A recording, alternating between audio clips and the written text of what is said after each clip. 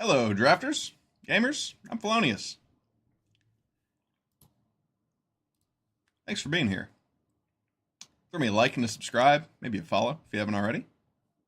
And we're gonna do some Foundations draft today.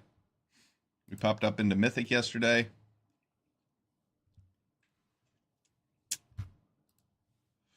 I figured out how to play music for myself and hang out with you guys and play Magic while streaming.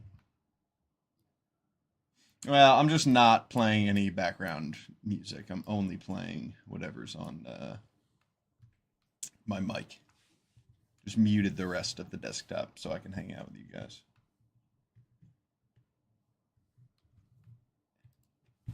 Yep. It will. It won't. But you guys can put chats in the chat sometimes.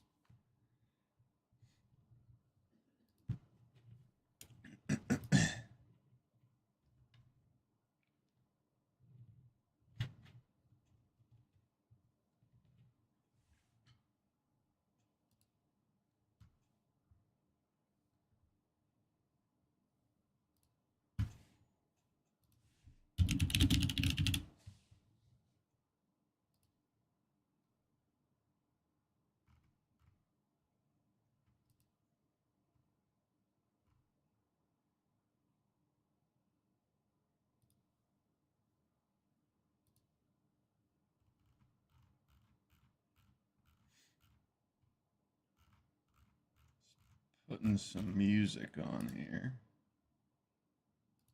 For myself, that is. You can play whatever music you like, folks. All right, here we are. Let's do a Foundations draft. For the sake of cutting this video and making it short. Hello, folks. I'm Felonius. Thanks for being here. We're going to do some Foundations draft. Throw me a like and a subscribe if you haven't already. Let's hop right in.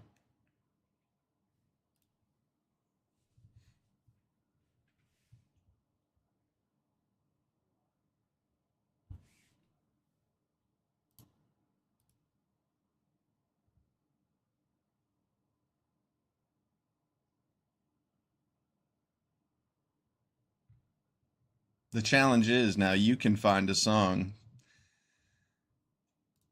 that grooves along to my rhythm.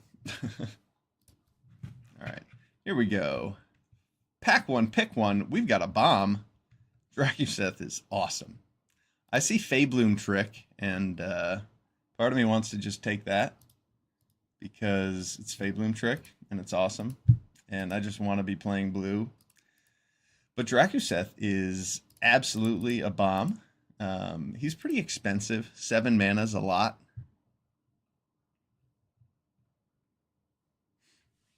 But it seems like a pretty fun card to be casting. There's some Bushwhacks in here. Maybe we could wheel to help make sure we get to our 7th land. Or we could just be safe and take this Feybloom Trick. It's the best card in the pack.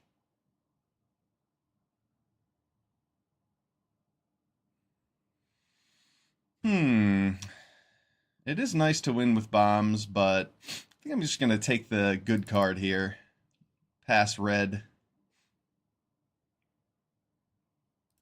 See this Heroic Reinforcements. It would have been a fine follow-up, but red-white maybe not the best shell for Dracuseth.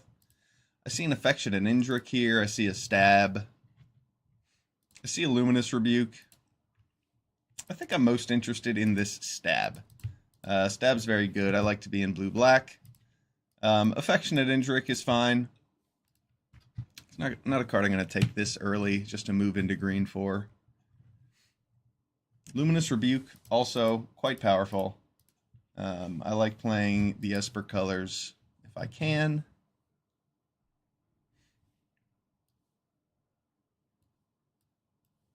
I'm going to take Stab, hope we can wheel that Dismal Backwater.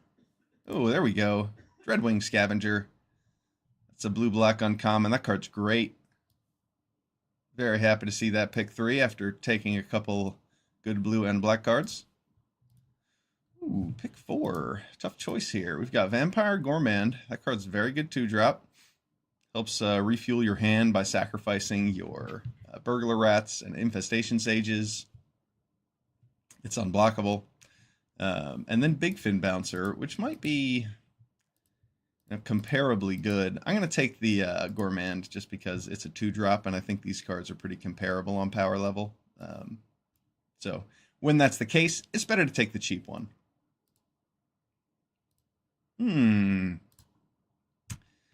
All right, we've got a Hungry Ghoul.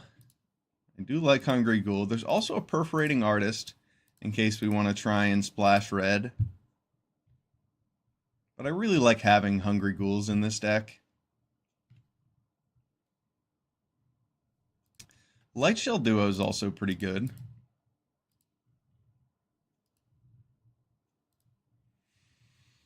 Perforating Artist, pick 5. We can probably find a way to splash this. The card's pretty good.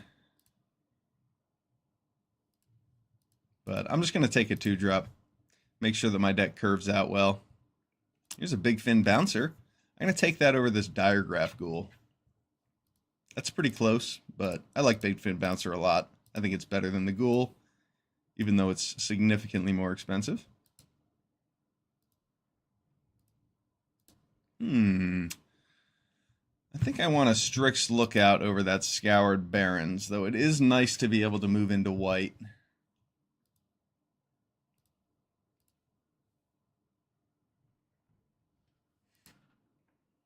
Being able to have that splash is pretty sweet.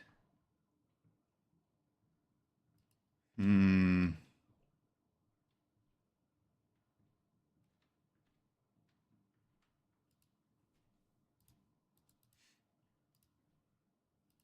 think I'm going to take the flyer. Evolving Wilds or a Diregraph Ghoul. Probably just take this Diregraph Ghoul. It's nice to have some cheap creatures. I'm happy to be a bit aggressive in this blue-black deck.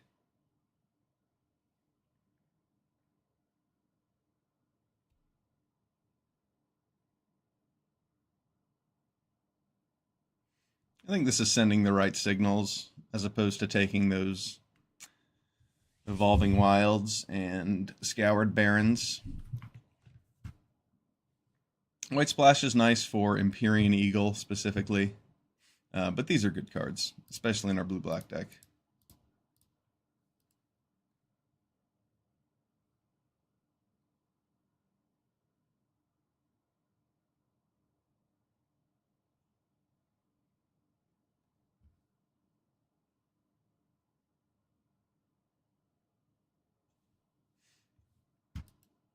What will we wheel? Dismal Backwater. We got it. That's what we wanted. Got Fabloom Trick and a Dual Land out of that pack. That's pretty nice.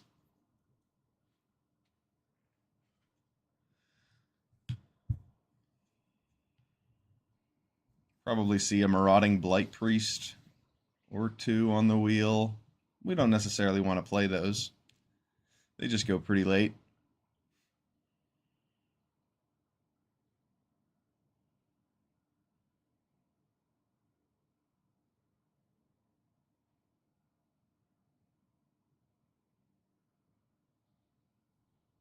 Another Dismal Backwater.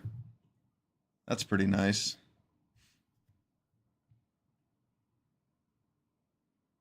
Yeah, I'll take that over a Gutless Plunderer or an Icewind Elemental. I think Icewind Elemental's probably fine, but I'd rather just have another Dismal Backwater. Fake your own death here. The card's good.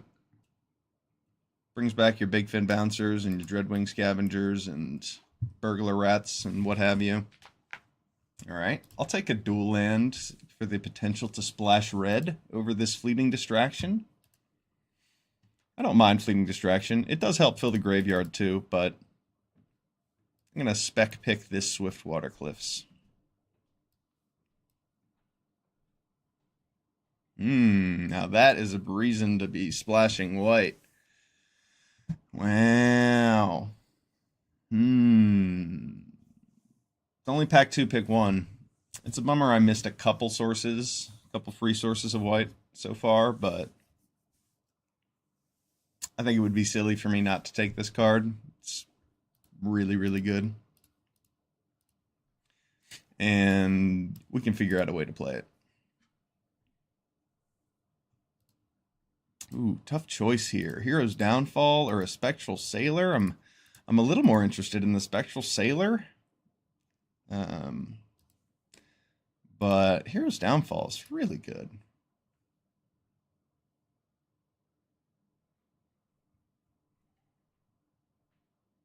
Ah, I like Spectral Sailor, but I think I should take this good removal spell. There's only so many cards like this, and it costing 3 mana means it can blow people out when they don't expect it. Ooh, a Tragic Banshee? I like Tragic Banshee.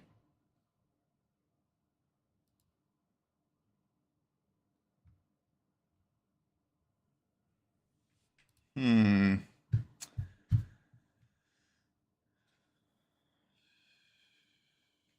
Kinda awkward.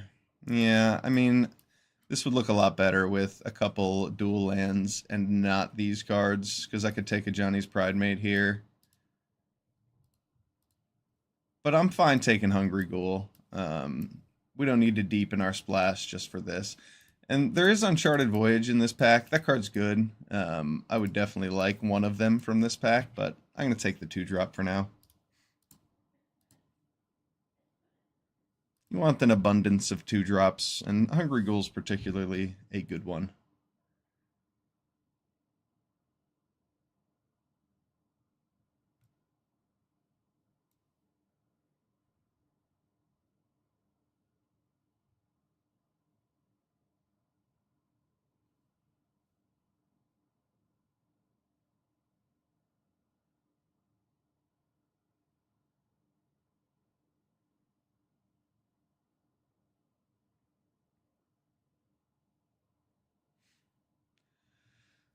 This looks good.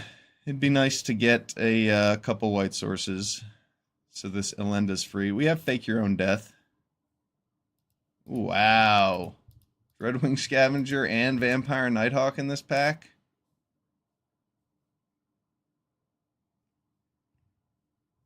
Wow. That's pretty wild. Vampire Nighthawk is really good, but I'm gonna take another Dread. I'm gonna take another Scavenger. I think it's a little bit better, even though it's close. That pack was juiced. I could have just taken that pack and been done for pack 2, probably.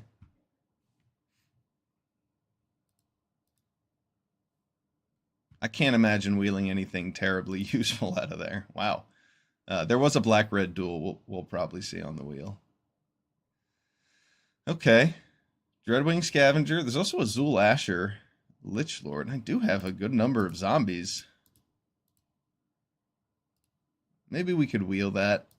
I have to take another Scavenger. Having 3 of those is crazy. Oh, man. What a pack. What a pack. Yeah, we're not going to be able to wheel this land. I got to take this Bacon to a Pie. Bacon to a Pie is such a good removal spell.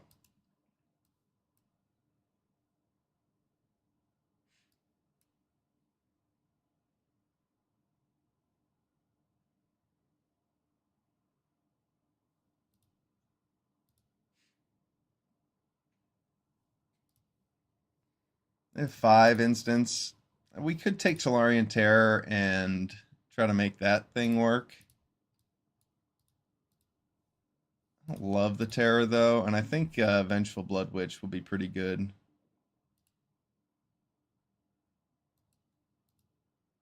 There's a Billowing Shriek Mass over a Cephalid Ink Mage?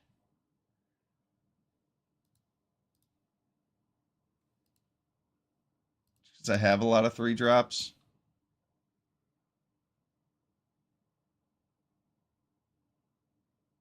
Yeah, I'll take the flyer. There's an Uncharted Voyage. Infestation Sage.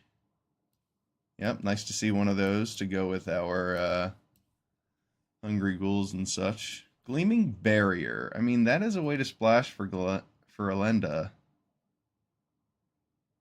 I don't think I need to play 2 Uncharted Voyages, so I'm going to take that just in case.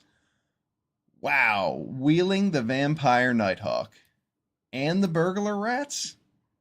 Well, we definitely take the Vampire Nighthawk, but wow.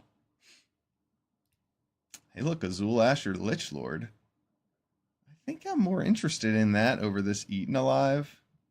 I do actually have a few zombies I can replay.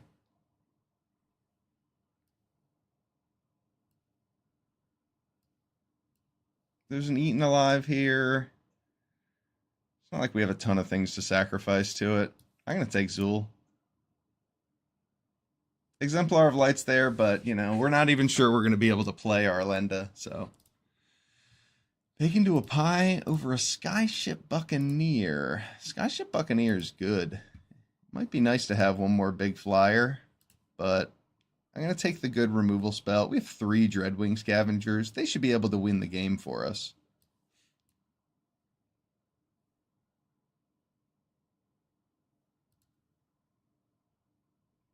Stromkirk Blood Thief.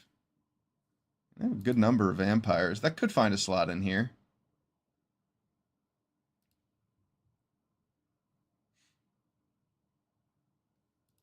Another Gourmand. Gourmand.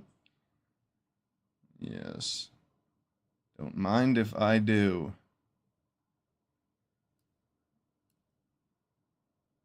Yeah, we're going to say goodbye to Alenda. I mean, we don't really have that many blue cards in our deck.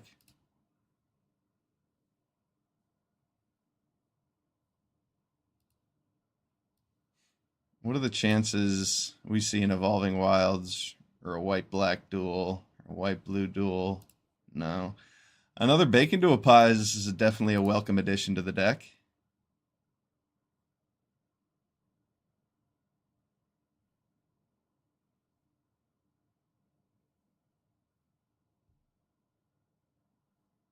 Ooh, all right. All right. I think that's enough.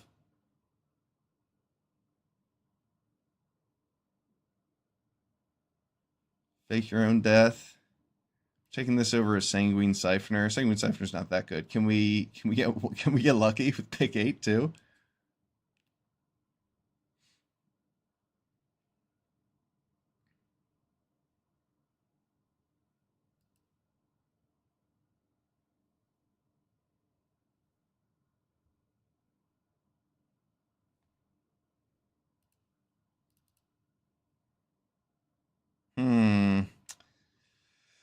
I think the last few cuts is going to be tough. I mean, Strix Lookout kind of looks like one of the weaker cards here.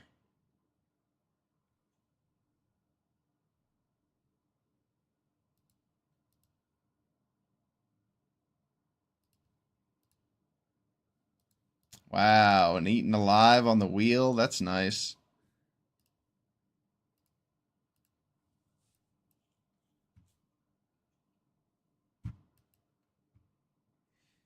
Our removal suite is rather sweet.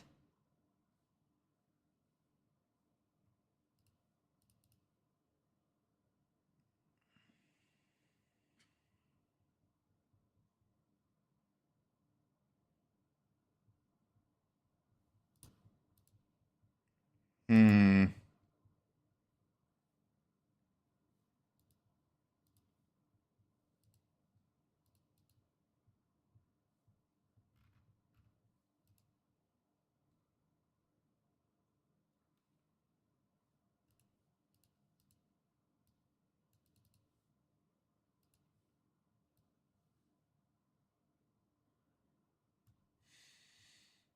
Okay.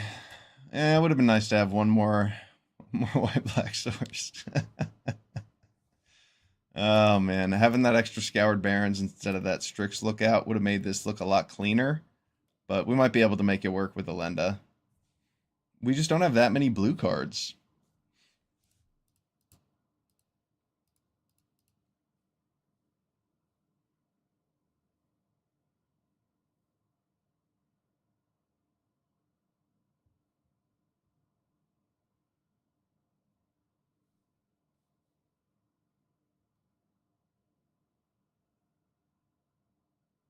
With the Dreadwing Scavengers, it will be easier to get to another source of mana. Another color of mana, I mean.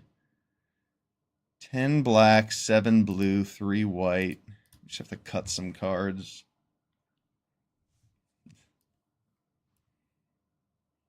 The Diagraph Ghoul is looking like one of the worst cards.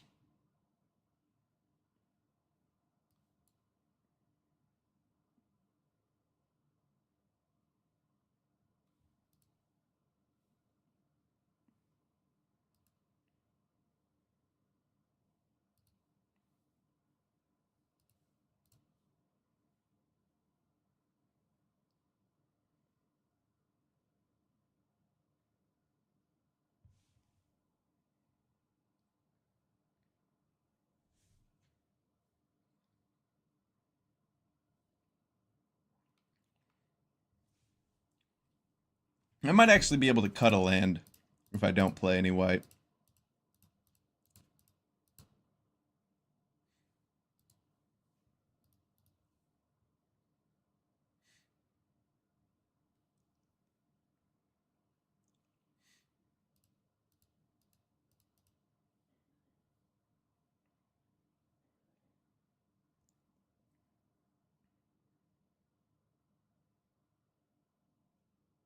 And then I just need to make one cut.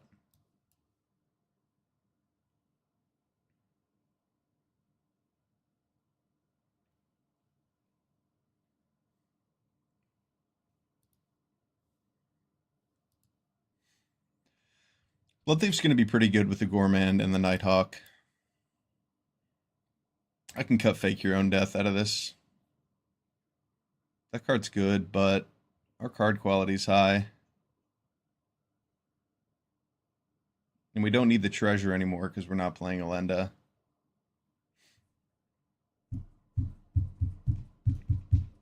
I think this looks good.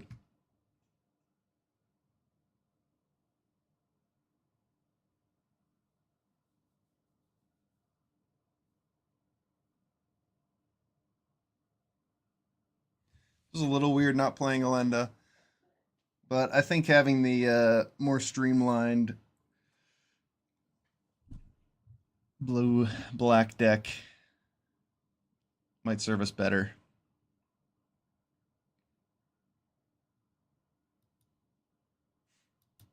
Let's see how it goes.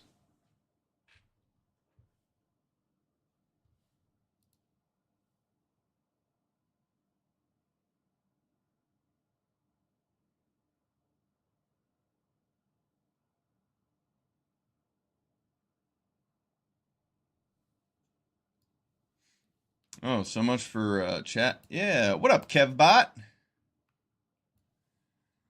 was a little zoned in on my draft. I didn't realize you had shown up. Yeah, dude, the Big Fin Bouncer's one of the best commons in blue. It is a 4-drop, but that effect is strong enough where it's still quite good.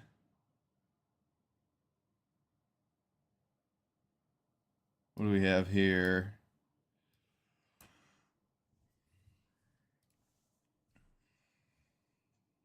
Cannot be stabbed. Could have been Essence Scattered. Looks like he didn't have that.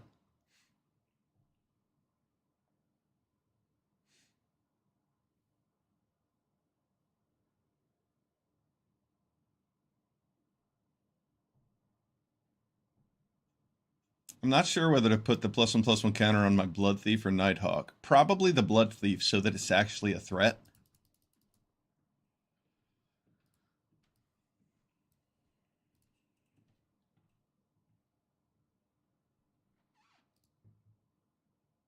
But if he gets rid of the Nighthawk, then I still have the Blood Thief. And if he gets rid of the Blood Thief, well, I still have the Nighthawk.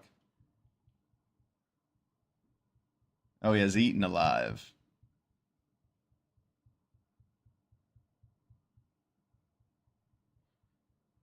Nine Lives Familiar is a good one.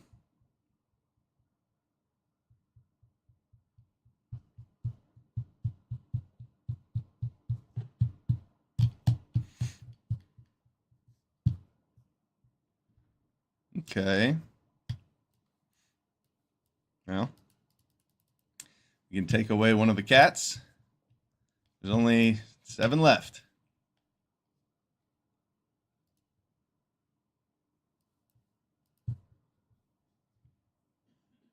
Because that was the 8th. That was the 2nd life. Yeah. Only 7 more cat lives left.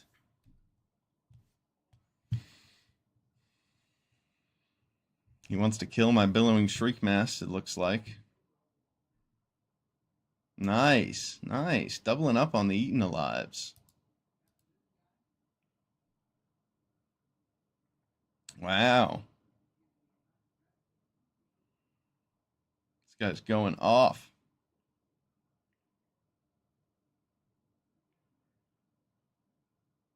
Really needed to land there.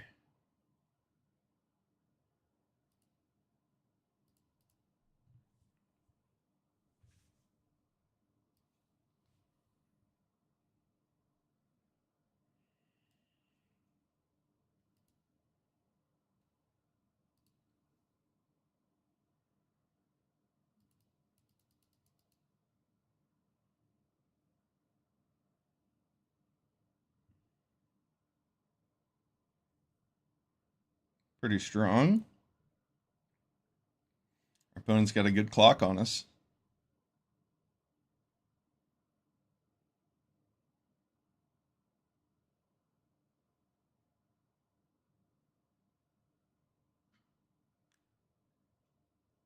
Really need to see a land.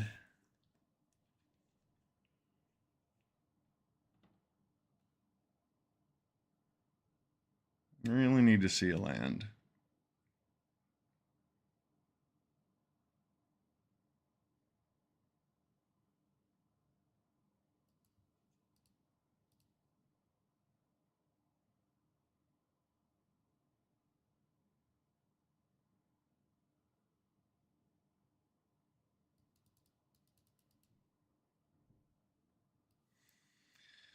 I just have to kill this Talarian Terror and pay the ward cost.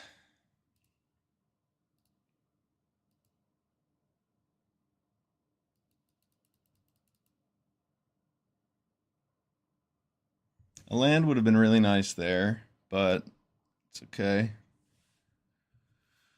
I'm going to try and survive.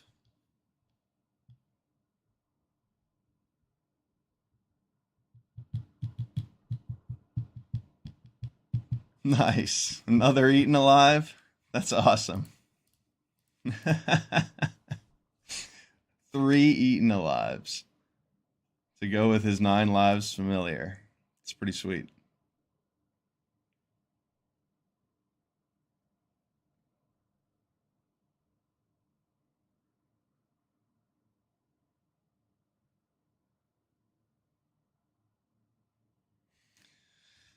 Yeah, Arena did not want to give us another land. After we milled those with the Shriek Mass. Pretty brutal. I just needed a 5th land to start competing.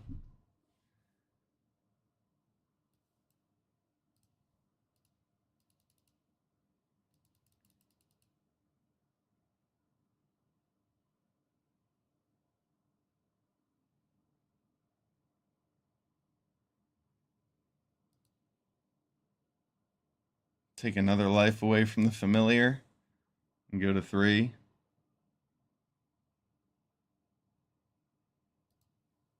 I think I'd rather just keep my life total a little bit higher, as much as I dislike chump blocking.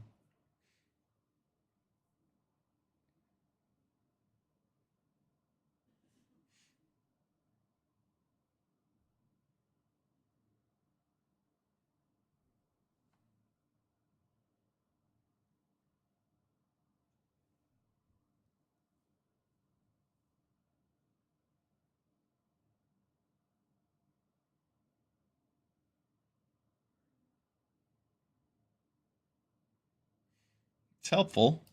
Very helpful.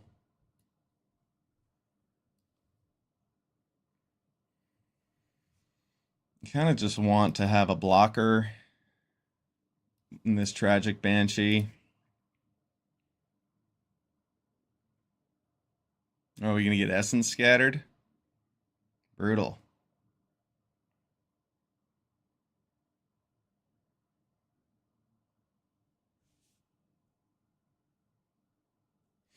Brutal.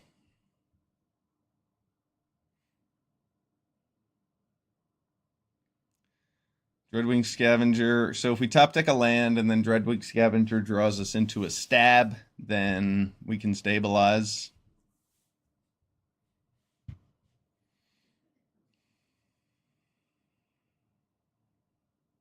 But I think that's the only way.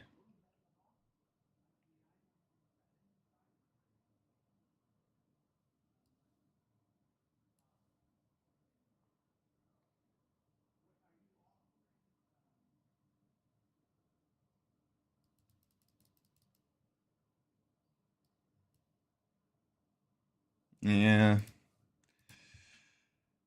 Not quite. Needed that fifth land a few turns earlier. Our opponent went off pretty hard with that 9 lives familiar, getting all 3 of their Eaten Alives. That was pretty lucky. Good game. Good game.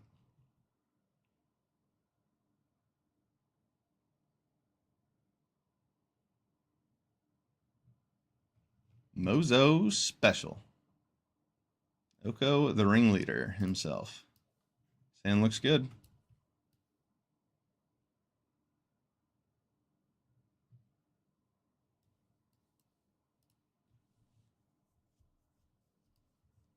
We have a 2-drop.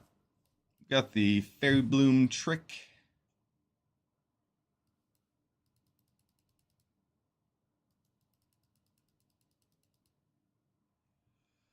If we don't draw land next turn, I'll probably sacrifice one of the fairies. Well, I will, for sure.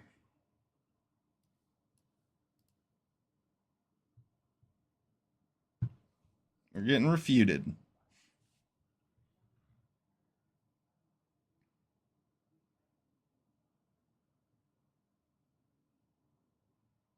That is a pretty good refute for our opponent. We could be in trouble here. If we don't top deck a land next turn, we're going to be very far behind. Yeah, Dreadwing Scavenger's pretty good top deck.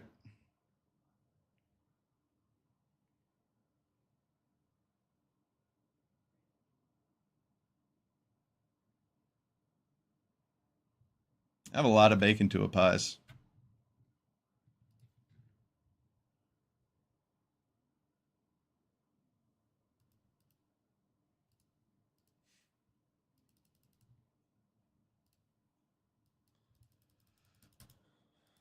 Not rolling very high with my draws here.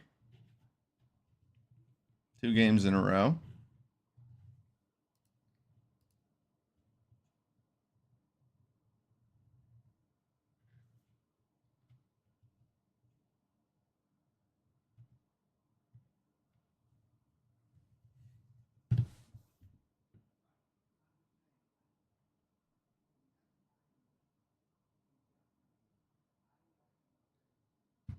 Big Fin Bouncer coming in hot.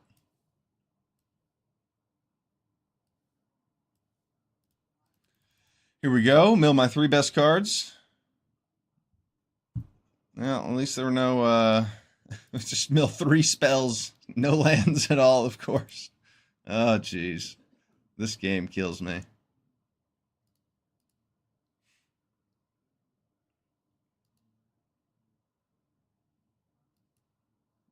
I would like a spell, but oh, jeez. Ooh, he left himself open for a counterattack here. Now we get to just Big Fin Bouncer his High Society Hunter, and then we'll kill it next turn. Just to gain some more tempo on the board.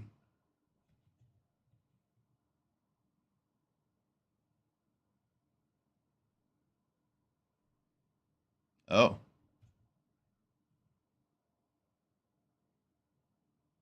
Monculus Horde. That is a card.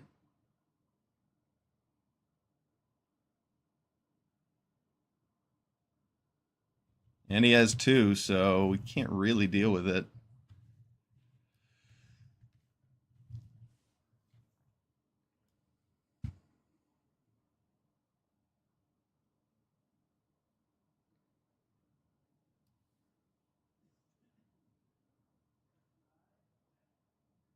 I can speed up my clock, though.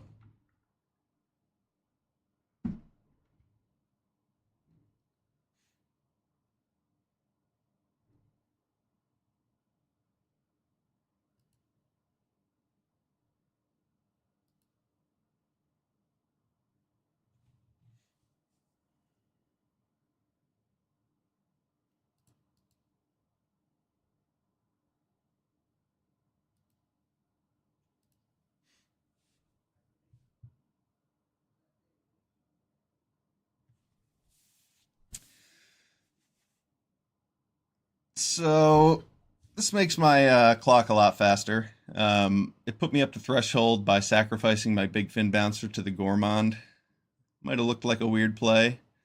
But what it does is it gives us a real clock our opponent has to deal with.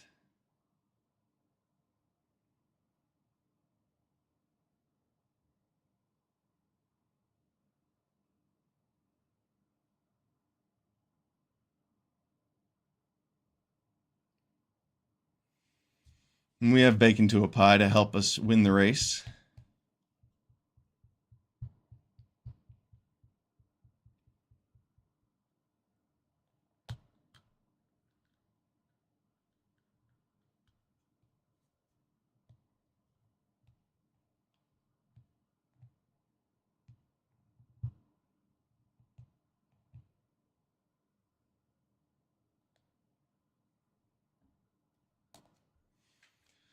I'll be tempted to just take the 7 he swings back with to avoid any stabs or fake your own deaths. But let's see, if I just take 5 and go to 10,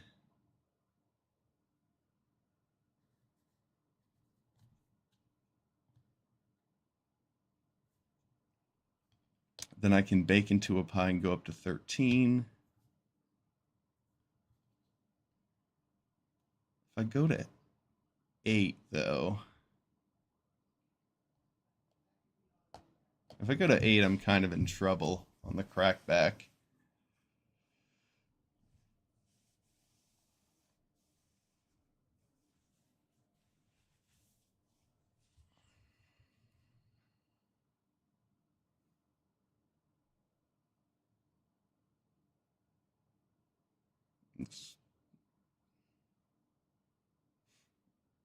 I thought my opponent was just thinking through things. Did they quit? Oh, they actually just quit because they didn't draw the answer?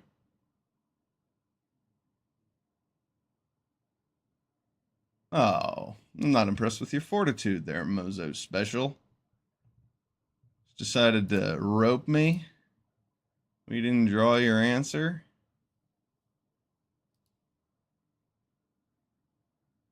Well, sometimes you get roped.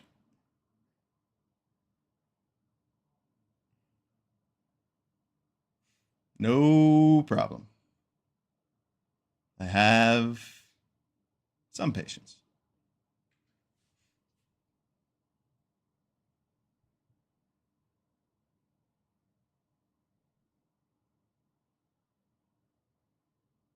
Good game. And it was a close game.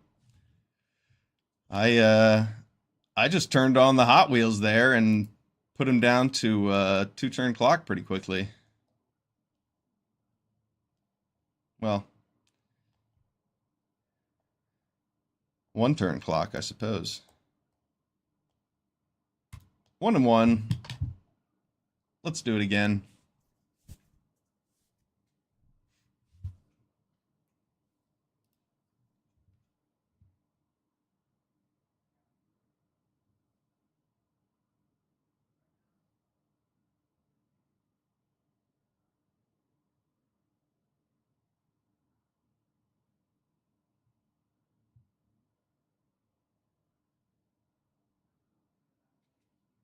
Foundation's so much fun.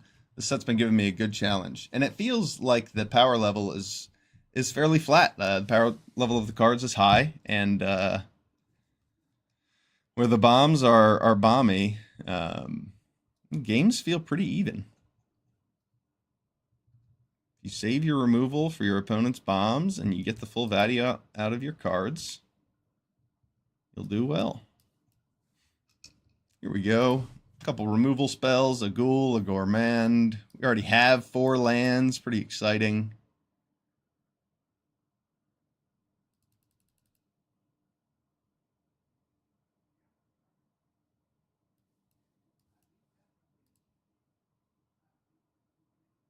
Imagine if Gourmand could sacrifice artifacts.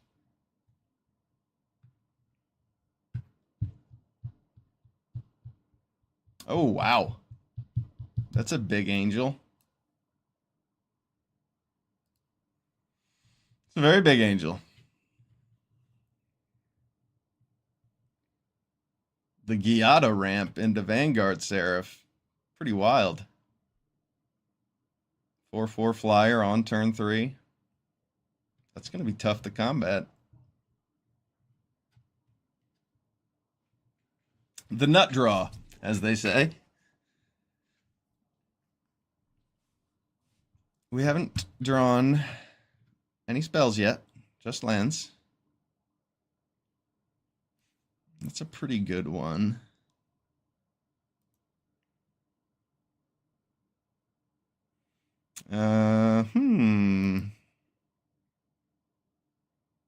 Feels kind of weird to not attack, but that Gutless Plunderer gets to crack back at us as well. I'm just going to attack, offer the trade so that we can race, as opposed to not dealing him any damage.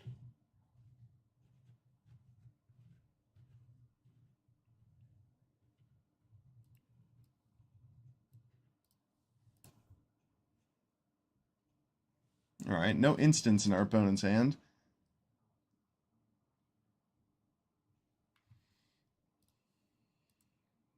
When did that get there? Oh, the Gutless Plunderer. Put it in there.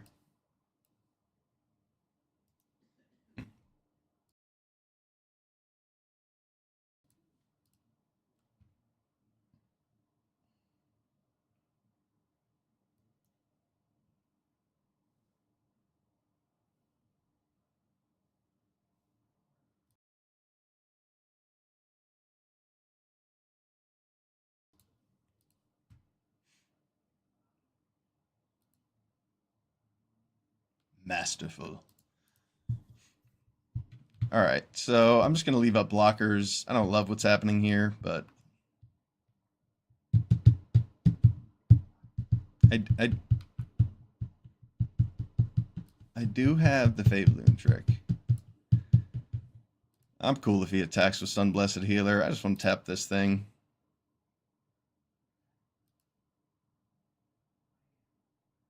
Maybe he had a Sarah Angel he wanted to play. I guess not.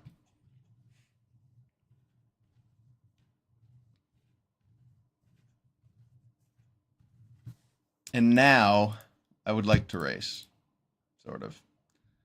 I don't really want to double block that Giada.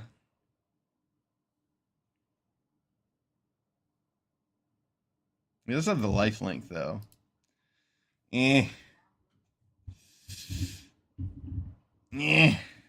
This is tough. He has a lot of cards in hand. Him having that Sunblessed Healer makes this race not quite. Yeah, I'll leave him back to block just in case.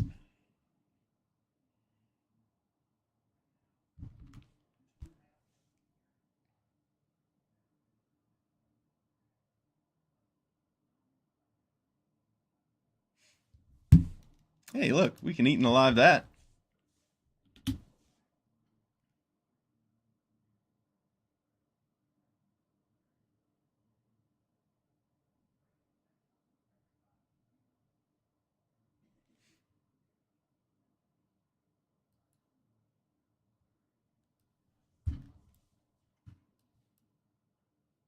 Let's pay the full cost to get rid of this Elenda forever.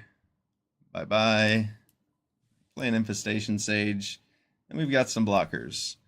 At this point, I can probably attack with the Diregraph Ghoul, but...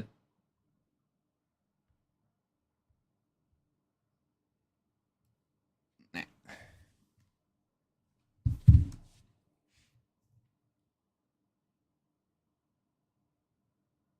Alright, now I'll attack with the Diregraph Ghoul.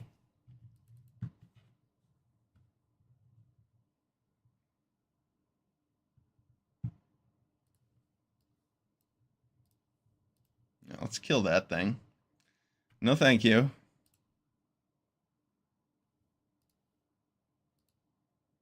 Good removal. Good removal against our opponent's good bombs. That was the trade. I saw it. I'll keep this in my hand for a Dreadwing Scavenger. I have a few of those.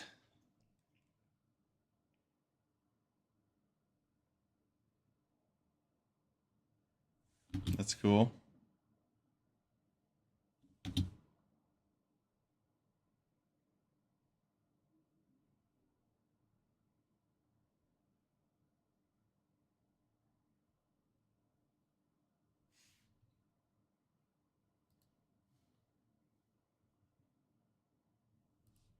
I don't need to save this life gain for anything in my deck. Just even up the life totals a bit. Big Fin Bouncer is something I could hold, but I might as well turn it on him.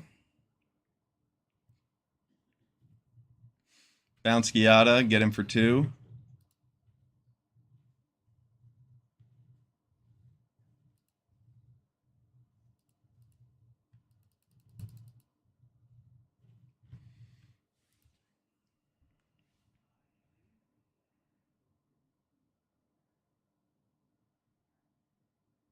Another bomb. Wow. I don't have an answer for that one. Jeez.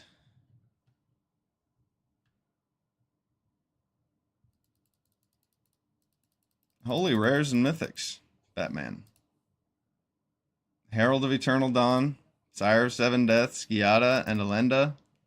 It's a good suite of rares our opponent's working with. And we top decked another useless card.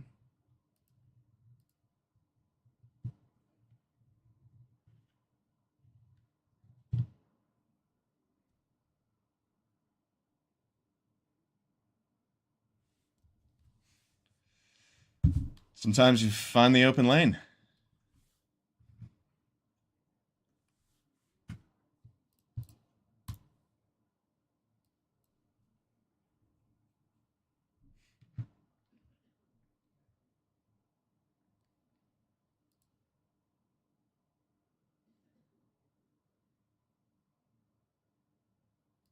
Well, we needed like one of those to at least draw into some removal. But we have to pay 7 life to block that thing, so probably just deads. Yeah, I mean, we're just dead. Sire of Seven Deaths is ridiculous. Wow. Good game.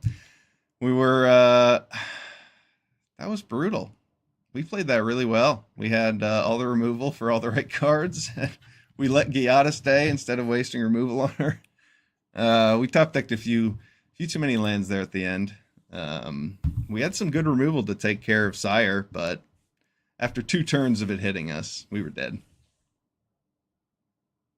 we had drawn that Dreadwing Scavenger or the Vampire Nighthawk beforehand, we might have been able to do some sort of fancy, like, sextuple block. I don't know. The Blocktagon.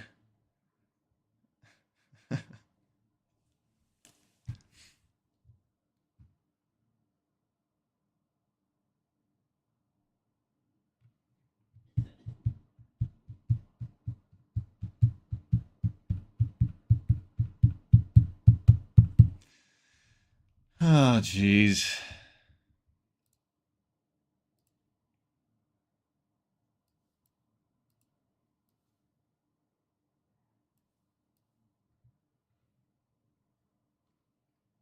That keep would have been too much of a risk.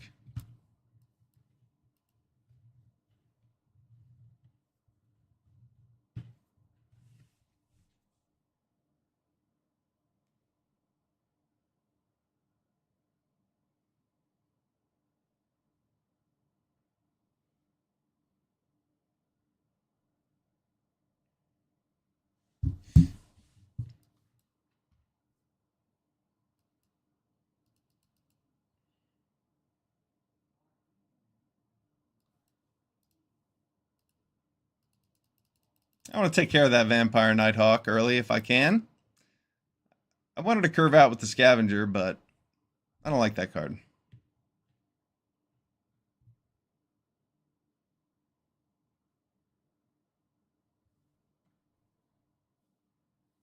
Interesting.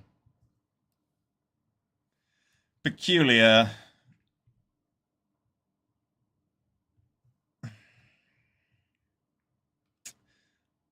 I mean, I figured he would have just, like, chosen his own Vampire Nighthawk to gain life, but I'm going to play this and Big Fin bounce that thing. I'm going to give him another opportunity to do so.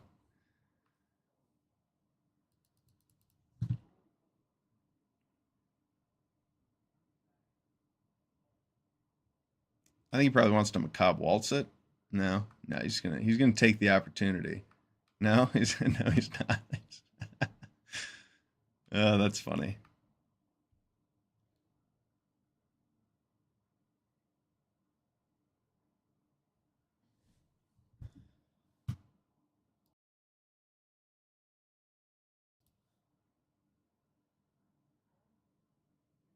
I do have zombies that I want to replay.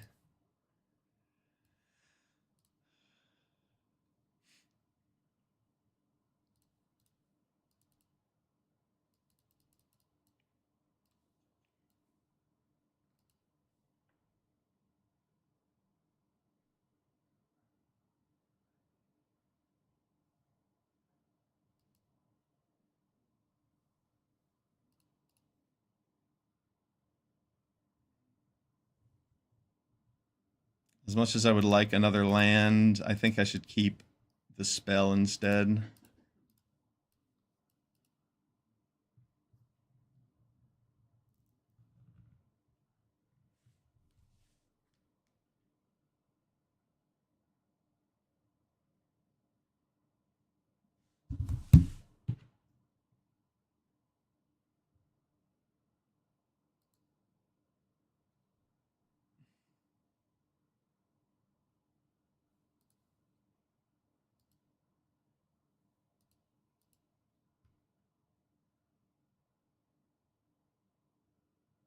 Do I just want to kill that immediately?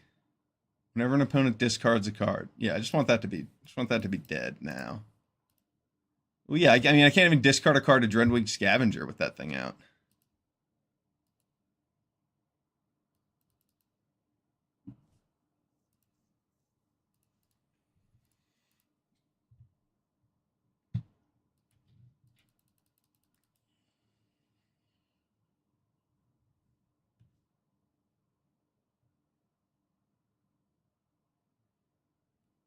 There it is.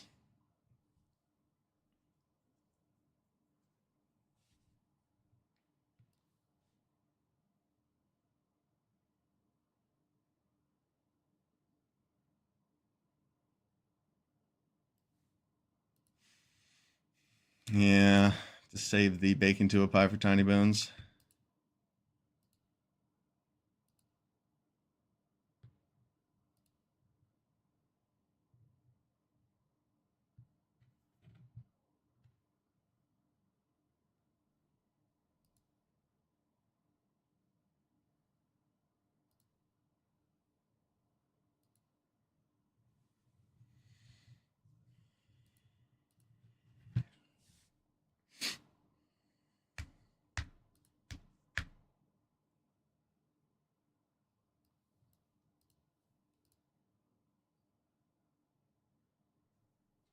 All right, we got Tiny Bones a second time.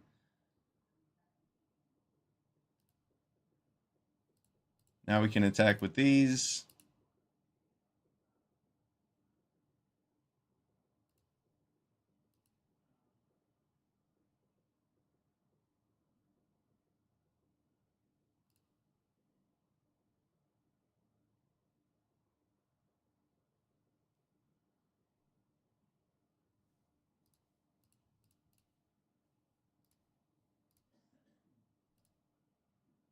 Discard another land.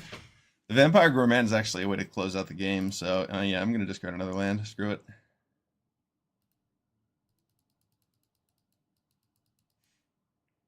He wants to race the Dreadwing Scavenger.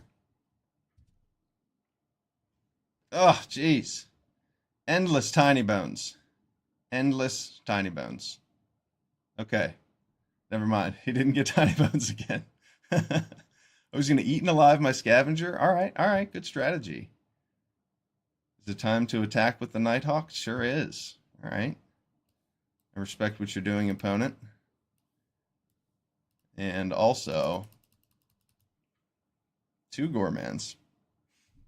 That's going to be pretty awesome. I can sacrifice an Infestation Sage, draw a card, sacrifice the 1/1 flyer, draw a card.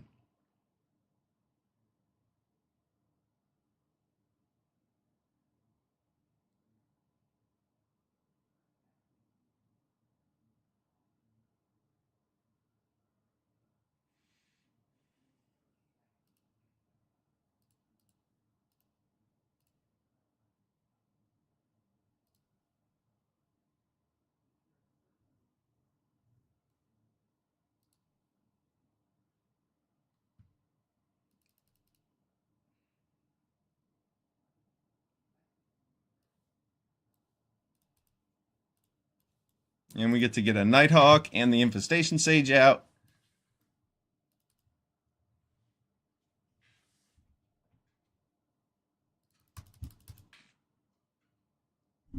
The Vampire Gourmand is very good here. Oh, wow. Exemplar of Light.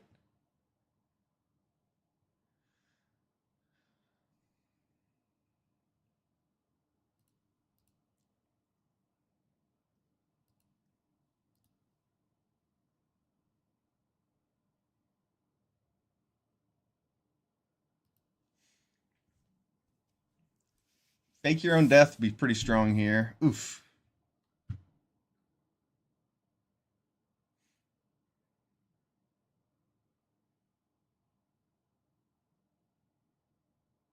Yeah, it was a turn too late, but it helps.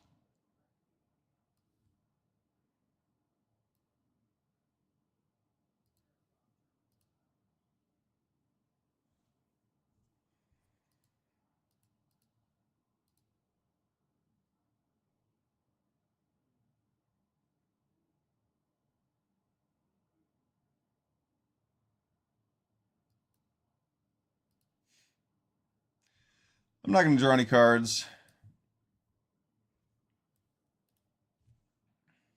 I'll wait till next turn when I need to use the unblockable quality. There we go. Oh, our opponent's just got constant threats.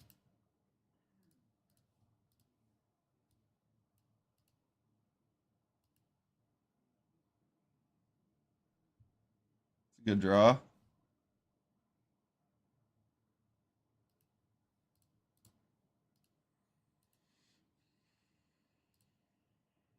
Let's see what the other 2 draws are.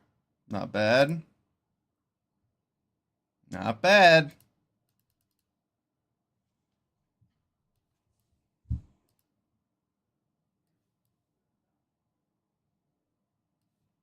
Milled one of our Scavengers. Running out of spells in our deck. There's like 6 lands left in our deck.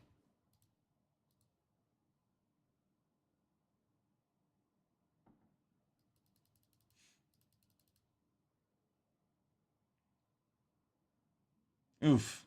Wow. I didn't block because Fabloom Trick would have been a good way to erase that Nighthawk. What a curve from our opponent. They have had all the perfect answers.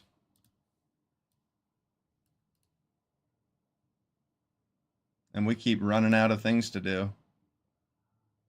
Yeah, I mean, all we have left in our deck are lands. We're pretty screwed.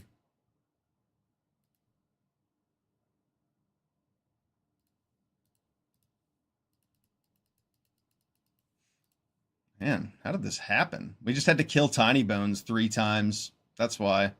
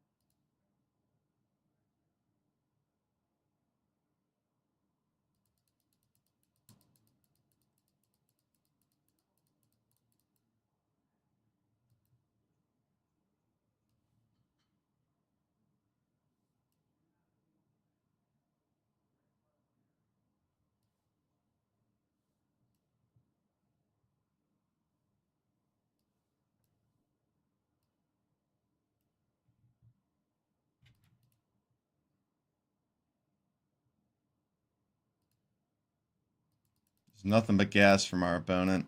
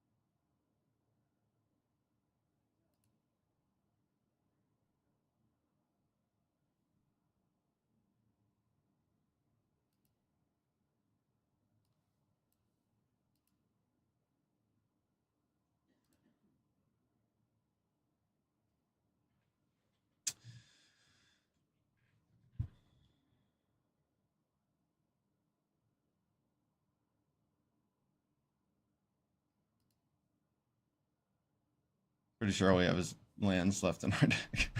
I think there's an Eaten Alive in there, maybe. That was lame.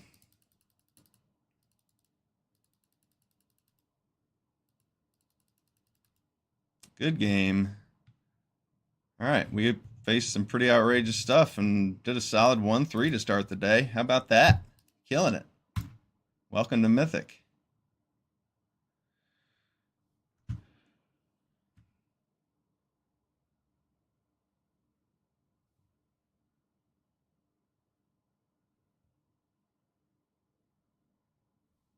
I'll be back in 30 seconds.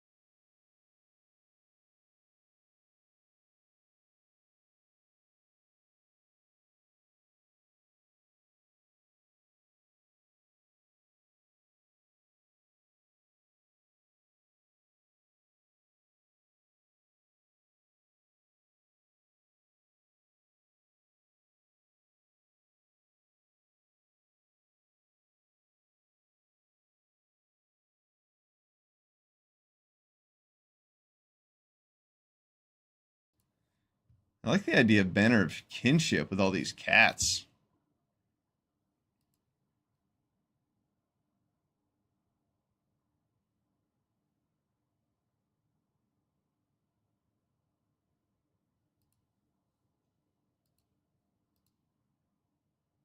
It seems kind of hilarious. I mean, Resolute Reinforcements might just be a little bit better, though.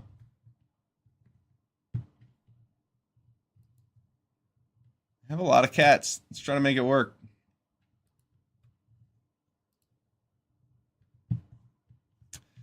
Not going to get past any helpful hunters, it seems.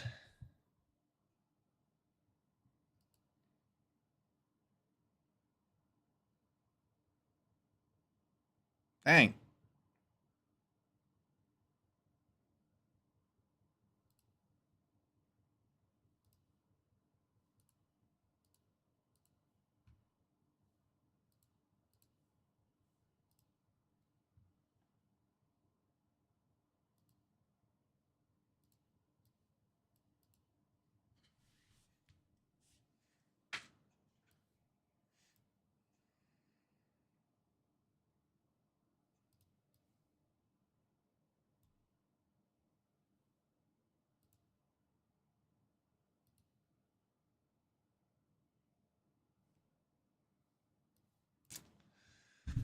Yeah, this draft is not going the way I was hoping.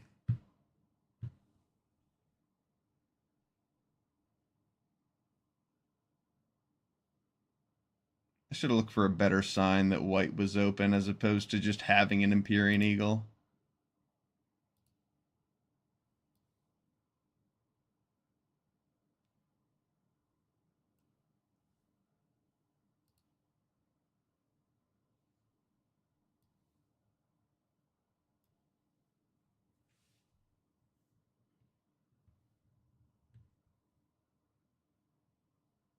Or if I just first picked a green card, we would have been pretty heavy into an awesome green deck. But Kiora was much better than Quilled Great Worm.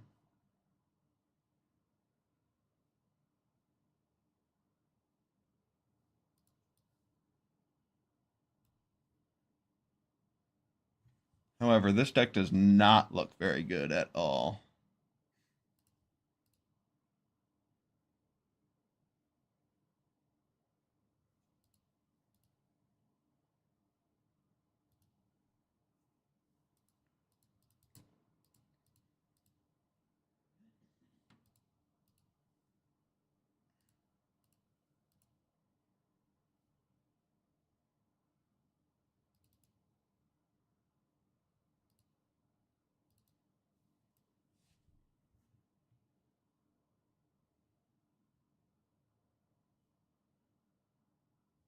Wheel that Heir Apparent that I took the Elementalist Adept over, possibly.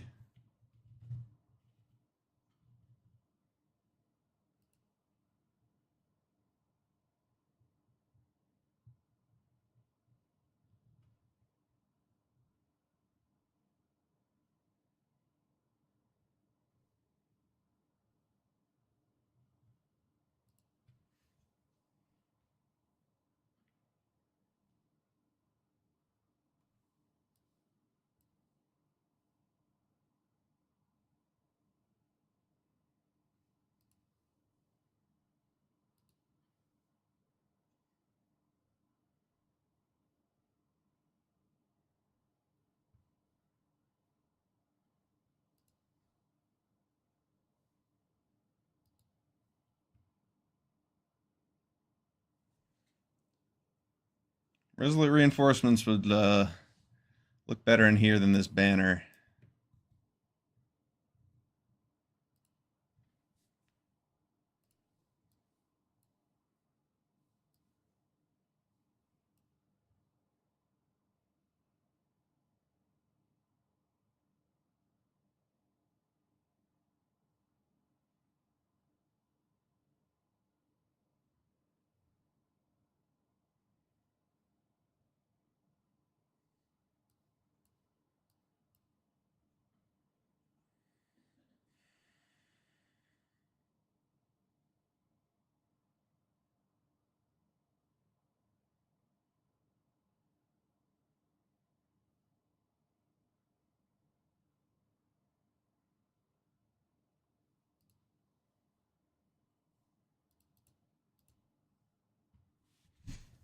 Hmm.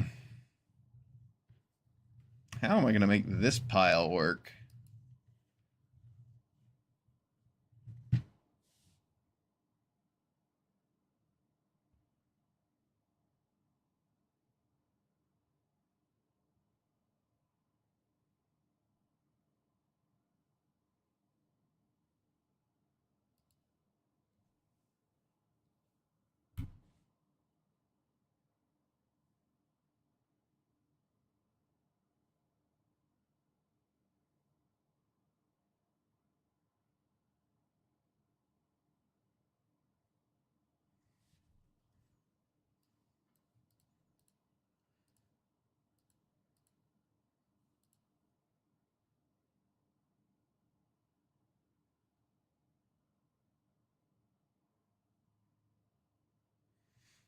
I like the idea of Lunar Insight drawing me 3 cards.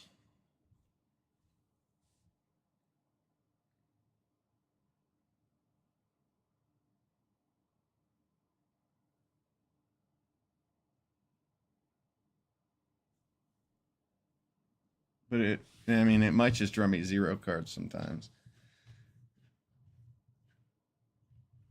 Let's see, 2 other cuts. I mean, I could cut like Refute and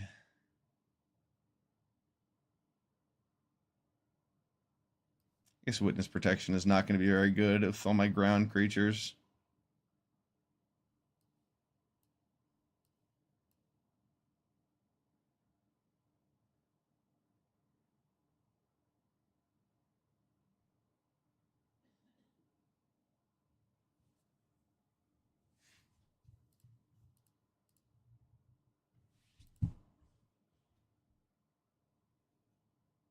Could cut Icewind Elemental just to stay low to the ground.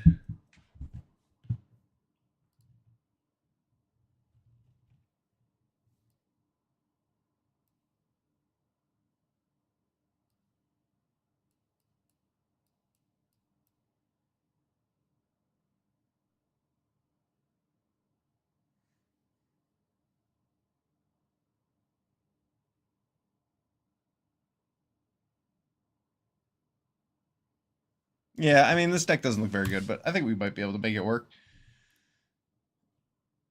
It'd be nice if we had one more 2-drop.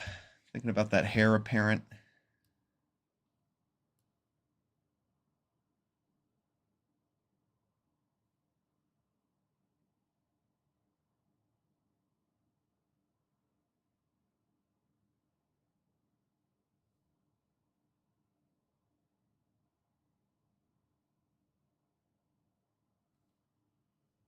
I guess Lunar Insight's mainly just going to draw me 2 cards for 3 and 0.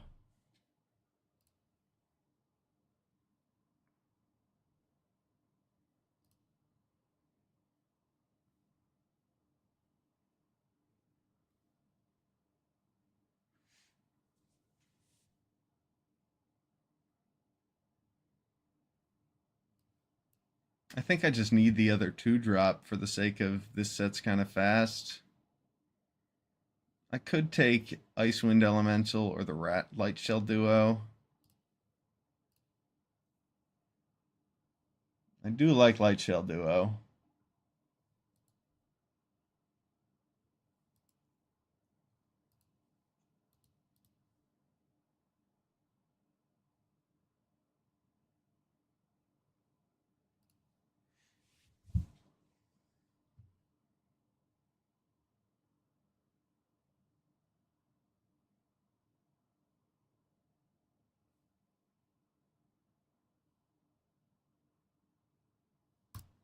You know, let's try Lunar Insight. If it sucks, it sucks. We'll cut it for something else.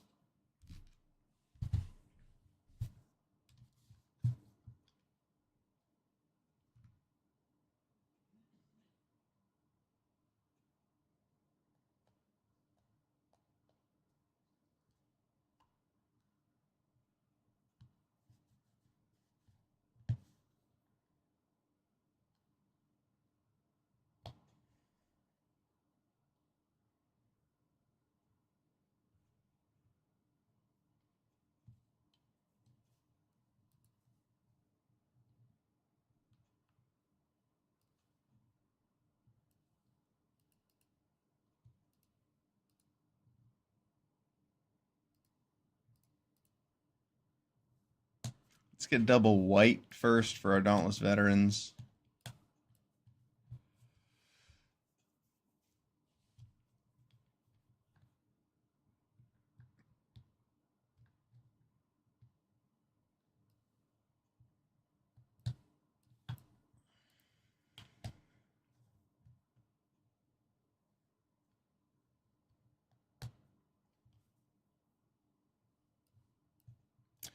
Try to do the homunculus horde thing, I suppose.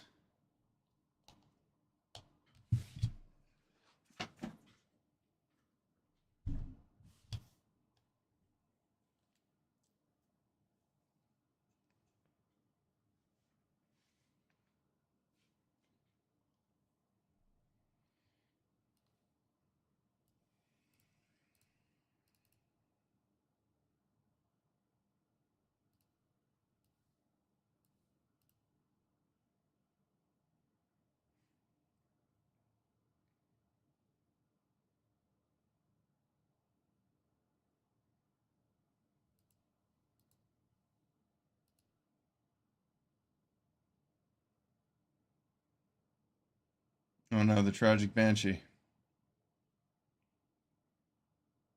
I blew it.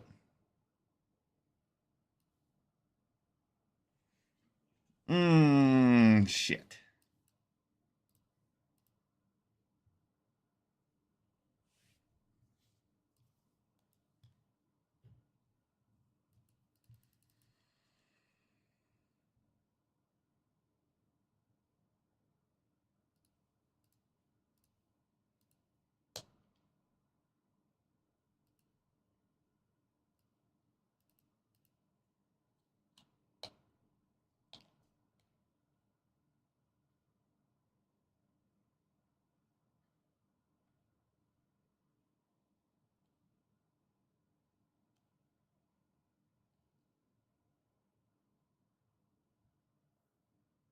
I could have played around that Tragic Banshee. Bummer, dude.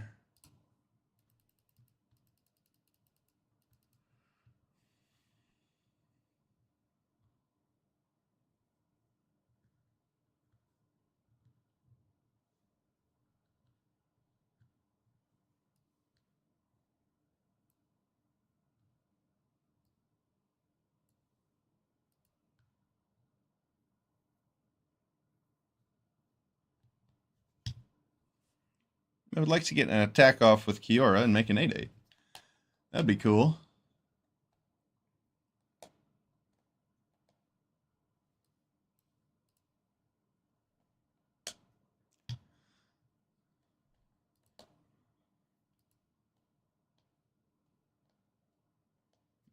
Thinking a Luminous Rebuke might be up my opponent's sleeve.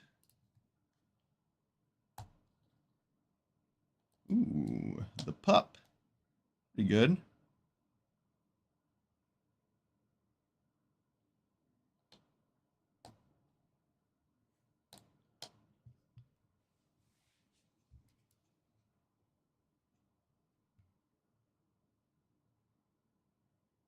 He has that reassembling skeleton, which makes a pretty good repeat blocker.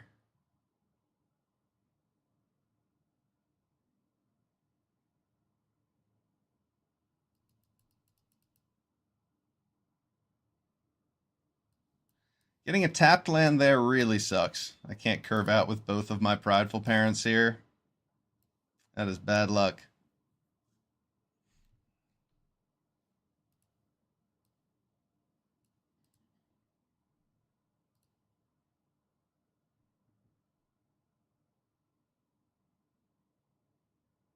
Pretty strong.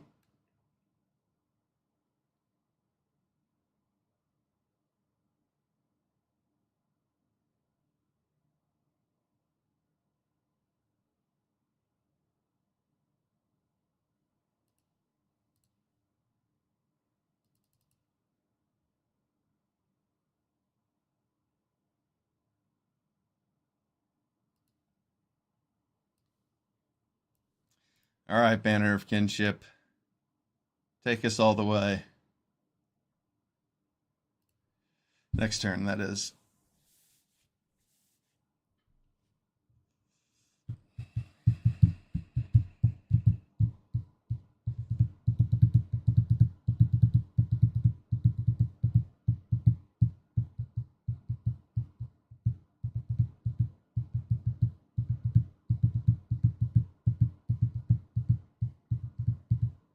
Death Toucher, pretty good here. Death Touchers. Oh, both of them. Oh no? Wants to keep up the reassembling skeleton action.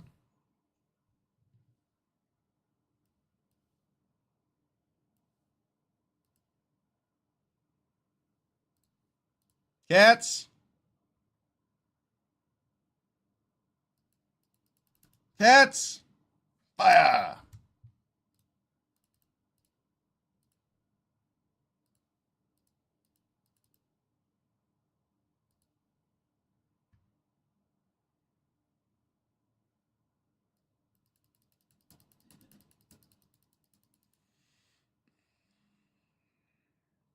He got my Kraken, but we still got the cats.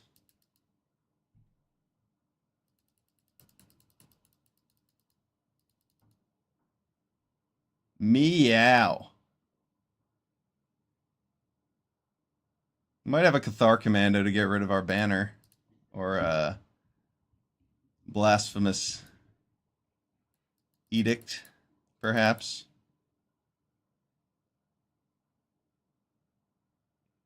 Blasphemous Edict would be pretty tough to beat. Doesn't look like he has a board wipe, otherwise he would have played it there.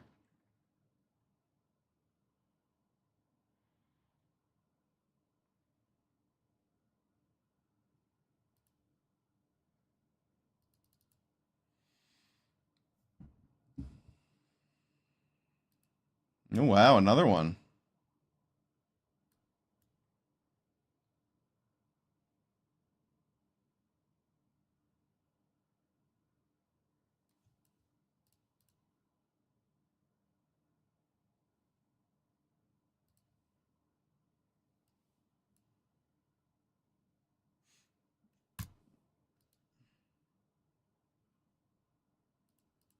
Yeah. I just wanted to draw a card, see if I drew something useful. We just want to trade off with all of his stuff anyway and drop our Dauntless Veteran. He just chumps a bunch, goes to 2. I guess we don't need to play this Dauntless Veteran, do we?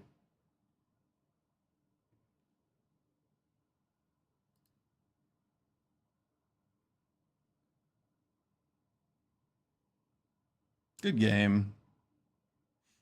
Cats, Banner of Kinship for the win.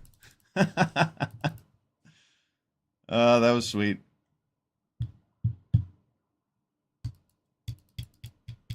Our opponent dealt with our Homunculus Horde. They had an answer for the 8/8 Kraken, but they couldn't deal with all the cats.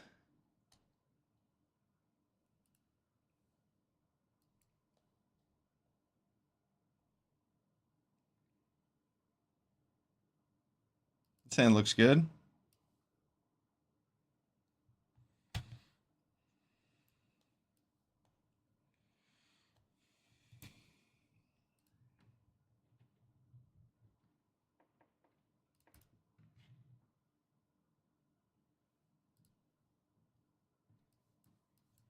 We get a nice curve here with our Strix Lookout, Prideful Parent, and Micromancer.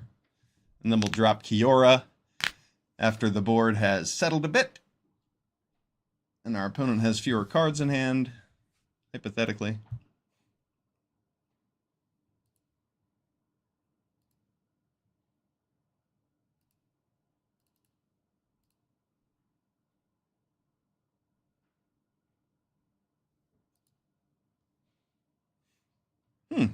That's interesting. Yeah, I like that curve.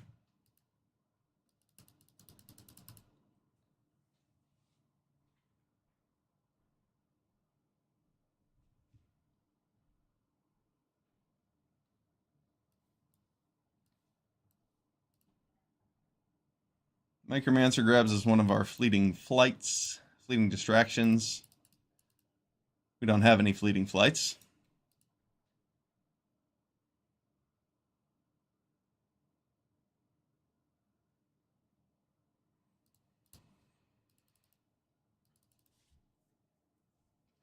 I don't want him to keep his truffle snout. He can certainly gain life from that food, but I don't want him making multiple foods. It's tough to race a truffle snout.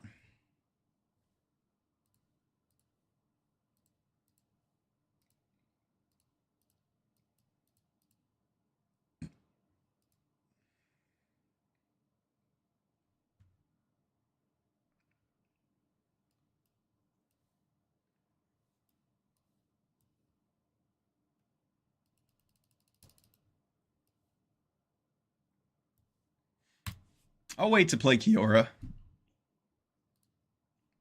Maybe till we have a couple more cards in the yard. I waited specifically until I could use her threshold ability the next turn last game.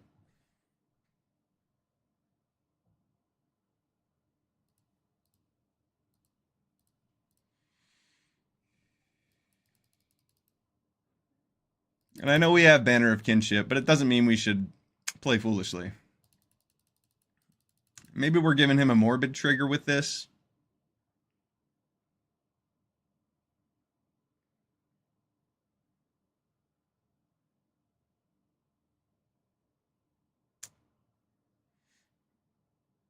We're giving him a morbid trigger. That one's not a big deal. At least not yet. Not with how the race is currently going.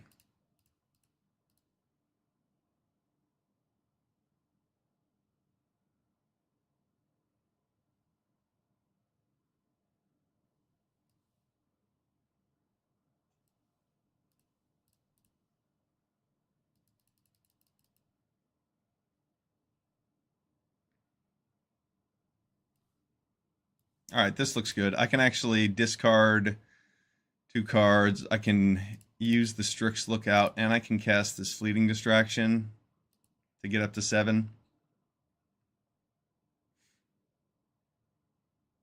Maybe I should have just kept up Uncharted Voyage and the Strix Lookout.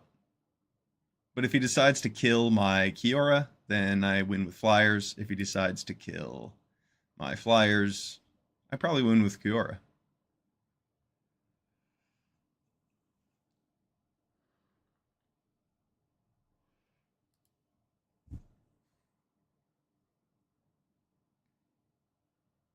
And we might just get Blasphemous Edicted.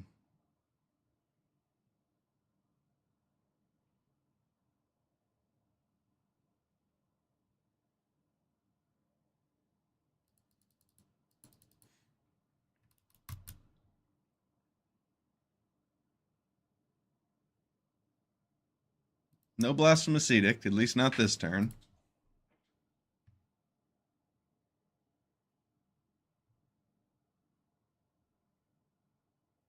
Ooh, we gonna get an attack with Kiora?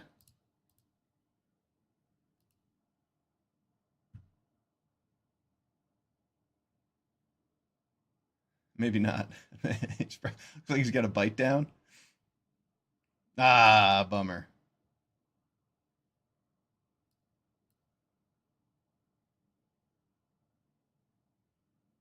Hmm.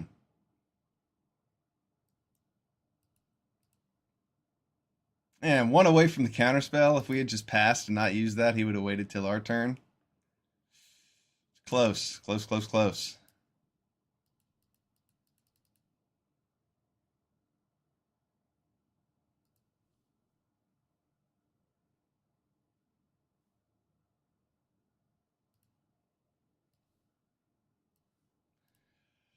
This is better than giving him the Morbid Trigger on his turn.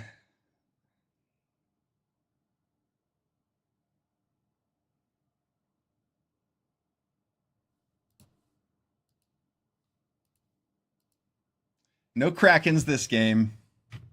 Just birds. No Krakens, just birds. Here comes the bite down. Felling Blow. We get to counter that.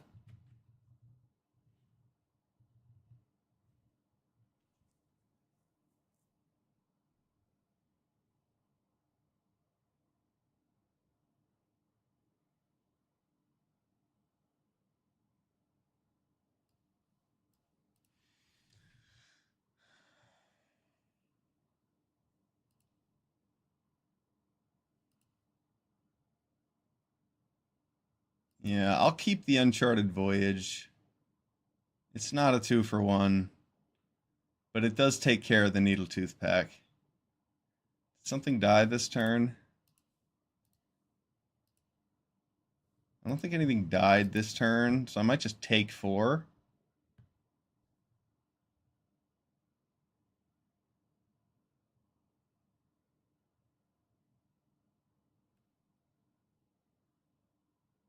Nah. I just need to win with these Flyers.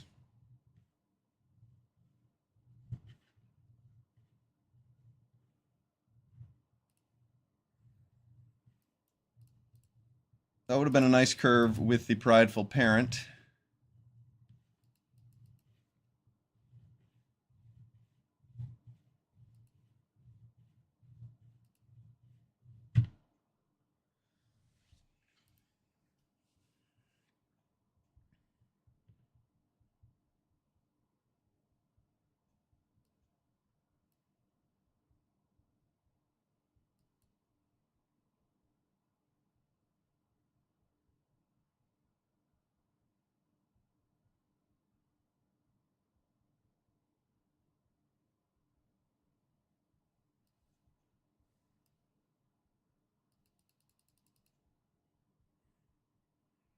There we go. That's a game. Unless he has Snakeskin Veil. Good game.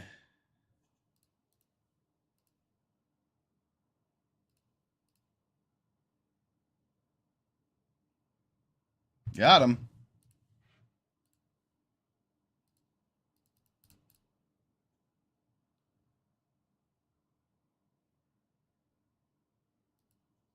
Two and 0 with our white-blue Kiora deck that doesn't have enough 2-drops.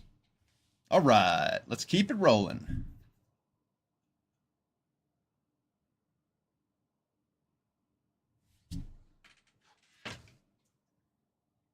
Maybe it's 2-drops that are overrated. He says incredulously.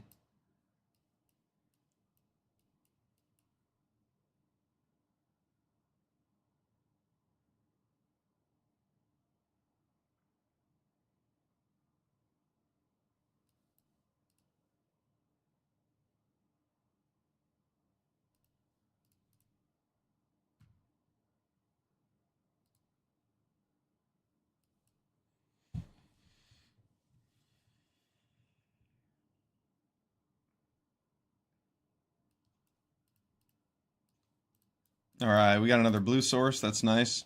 It'd be cool if we could play Homunculus Horde on turn 5 and copy it right away using the fleeting distraction.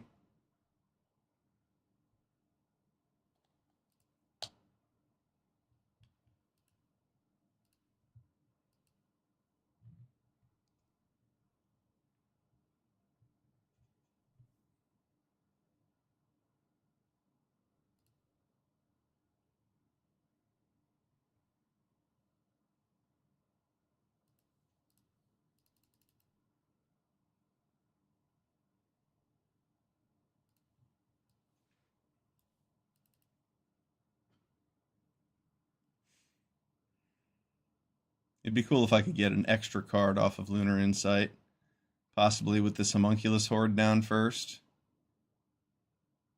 Wow. Well, it's a good thing he didn't use that after we played Homunculus Horde.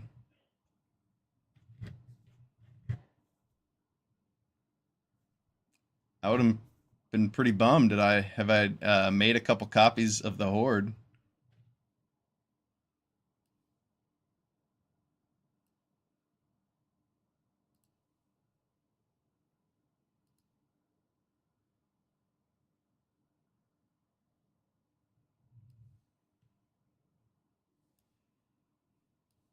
Okay, we're good here. Next turn we can Lunar Insight. If we draw land too, we can draw a 4th card with it.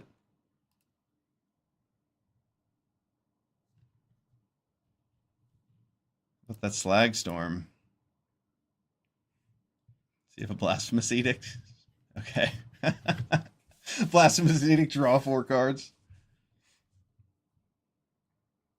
I guess just 2 cards. Just 2 cards. It's non-token. Okay. Nice plays from our opponent.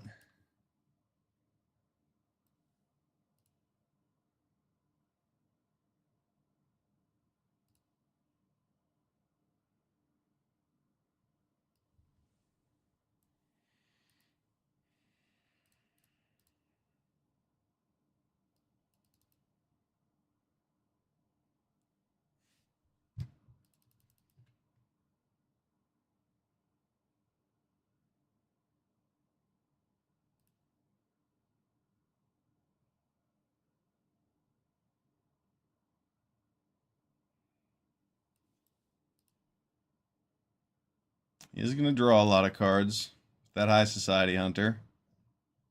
But I do also have to race him. So choices have to be made.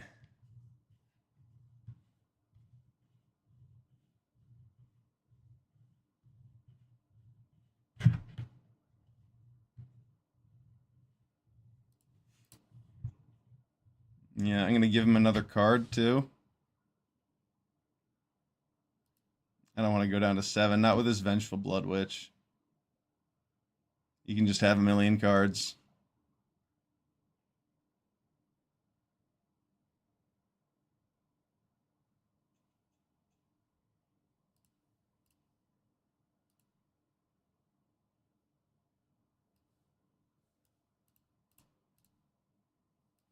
That was pretty sweet top deck.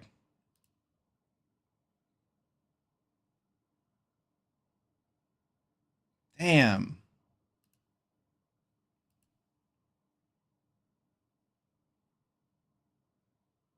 Couldn't draw a land. Brutal.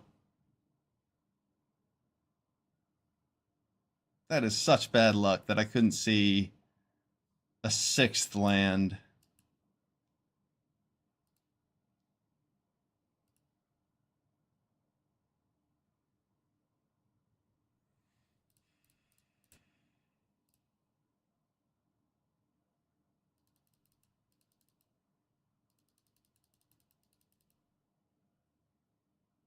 Banner of Kinship on Homunculus is pretty nuts next turn.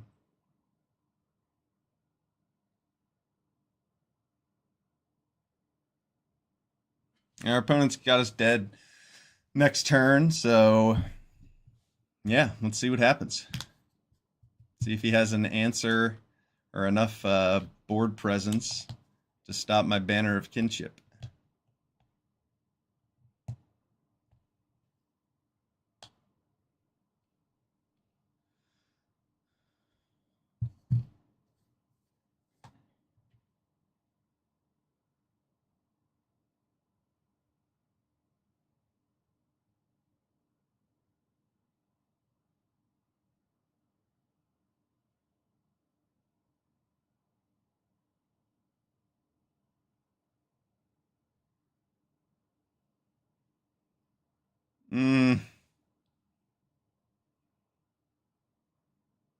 I think we're good. I think we're good. Oh yeah, we're golden.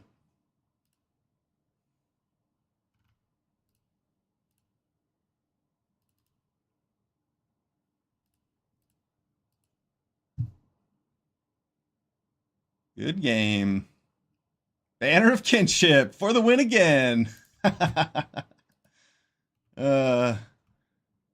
Somebody throw me up that GG emote. Boom. That was a good one. That was a good one. We beat the High Society Hunter by making infinite homunculi.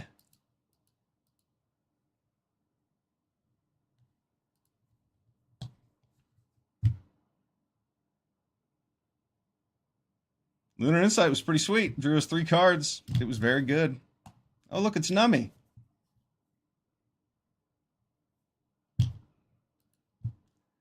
The man himself. Number 37. He's ranked up.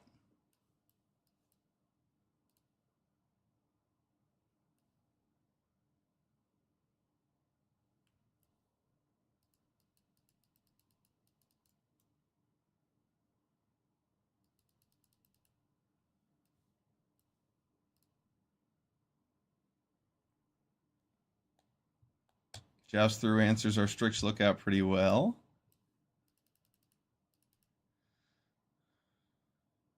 Our Commando. It's pretty good. Fleeting Distraction. A little bit better, though.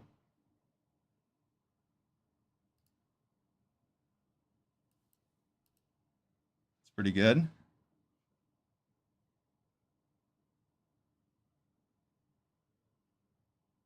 Got to take care of the Dauntless Veteran with a Banishing Light. I like that.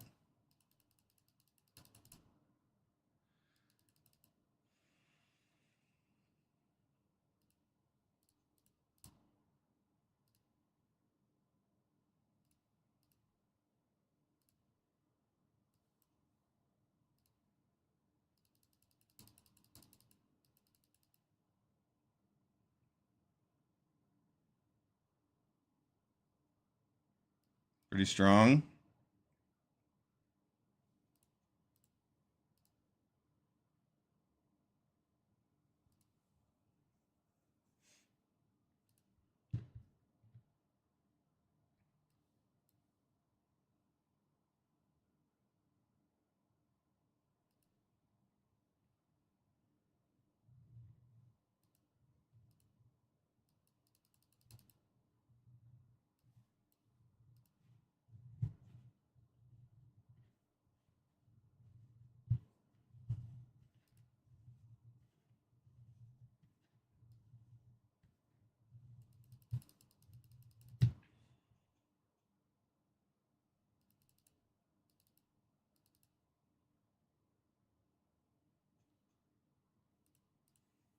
All right, let's get a land.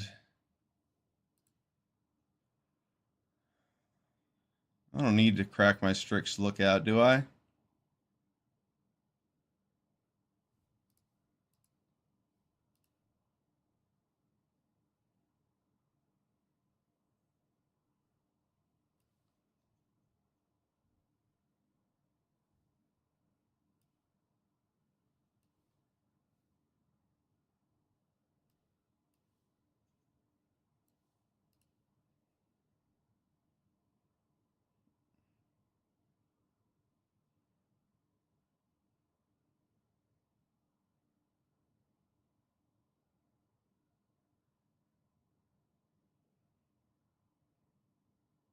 Nice.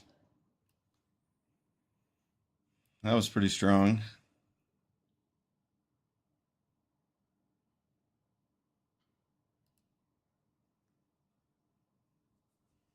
I don't need to claws out yet.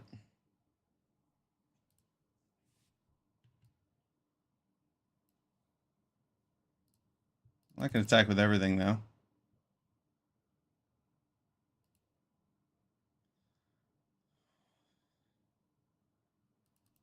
Pretty good.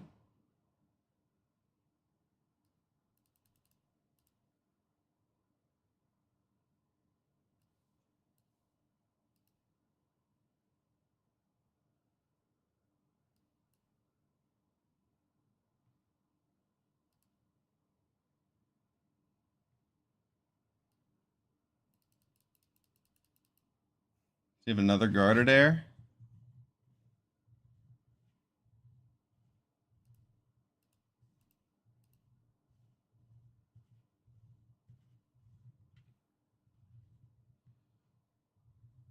One, two, three, four, 5, 6, 7, 8, 9, 10, 11, 12, 13. Got him.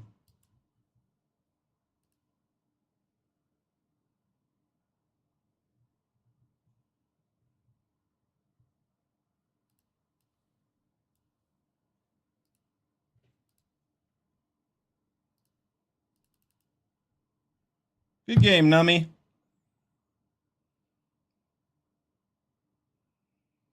Good game, Nummy. Gotcha. Oh, I'm gonna pop into his channel.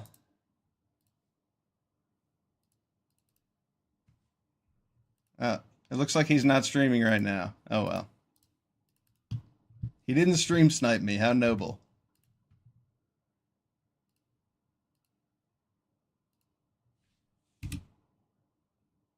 That was a good game.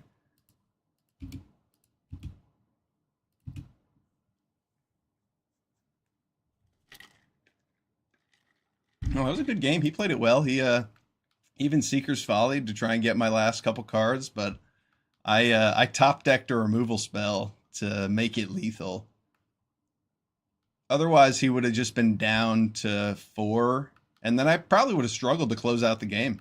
So it's a good game.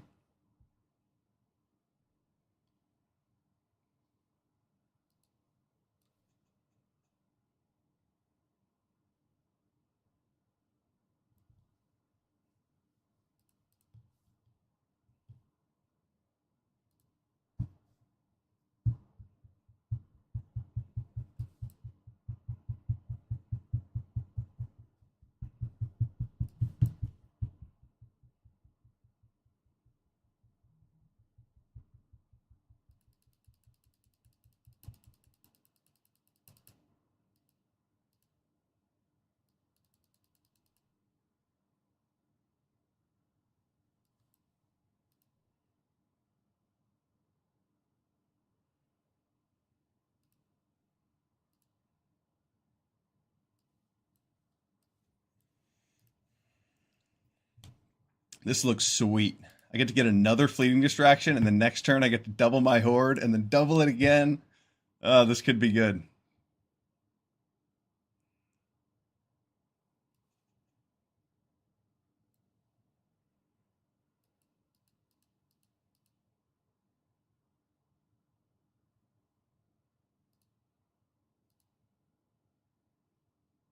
I get to resolve my spells now.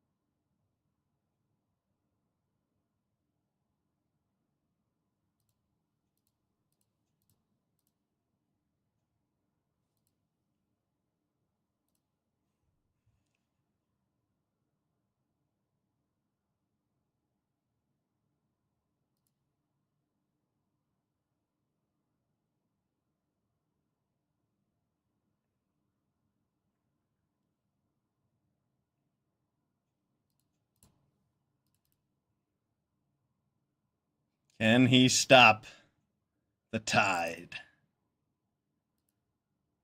of homunculi? I should have blocked one of those things last turn.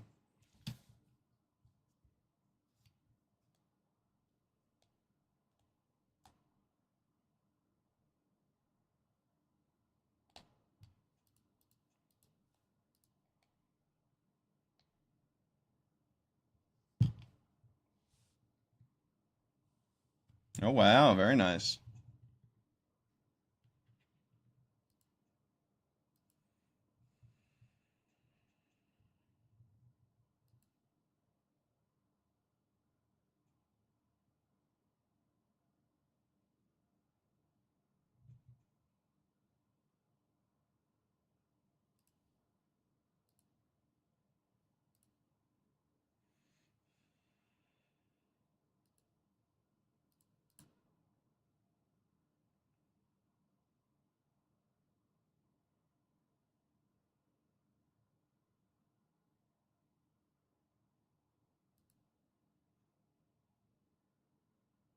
Felidar Savior's pretty strong here.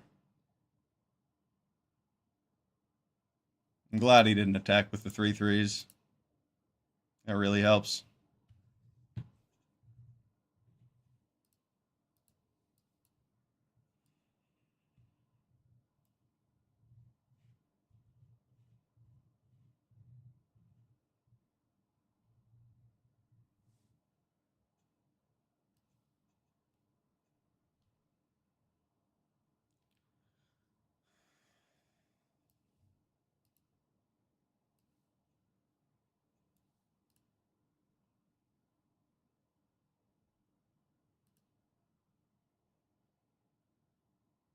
That's what I'm talking about.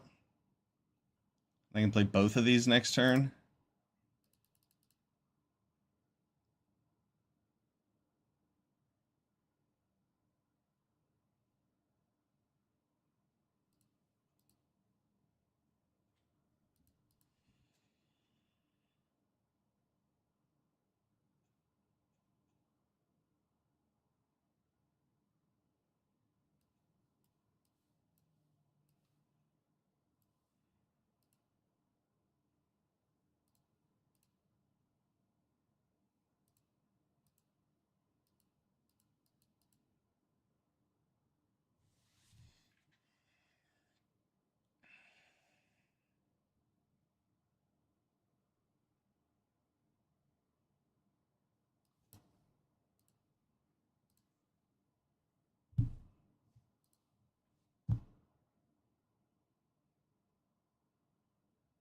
Got him. Another homunculus Banner of Kinship win. How many times am I going to win with Banner of Kinship on homunculus? Amazing. All right. Are we undefeated with this deck? Oh, this deck's hilarious. 5-0. Who needs 2-drops? Who needs two, who needs 2-drops? We just have just prideful parents, homunculus horde, Banner of Kinship. Lunar Insight has been awesome every time I've cast it. All right. I love being surprised. It seems this week when I've been drafting decks that I think are awesome, I've been failing with them, and then I draft this pile and go 5-0. Oh man, this is a fun deck. Don't sleep on that Banner of Kinship. Oh man. Even if you only have 4 cats in your deck, or 1 homunculus.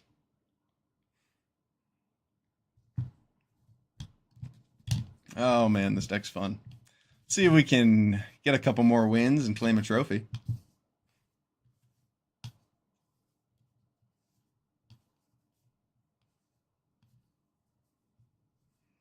Nope. Yep. Hmm.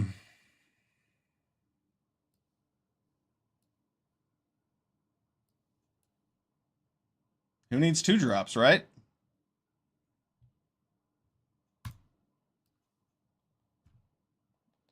There's one.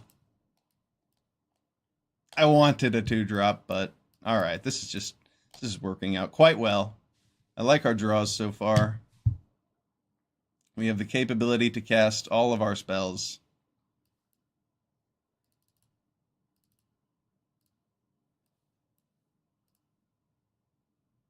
Lunar Insight can draw us 3 cards next turn.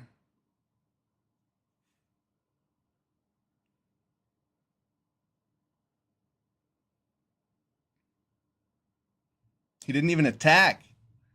That's nice. We don't even have to get punished for taking a turn off to do this.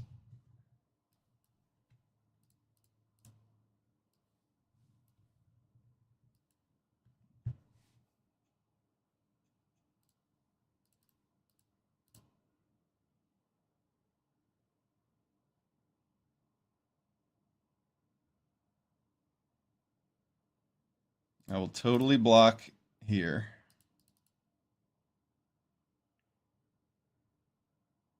Ooh, nice Gorehorn Raider.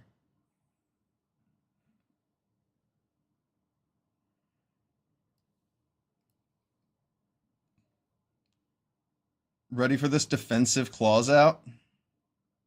No, never mind. It's not going to be good.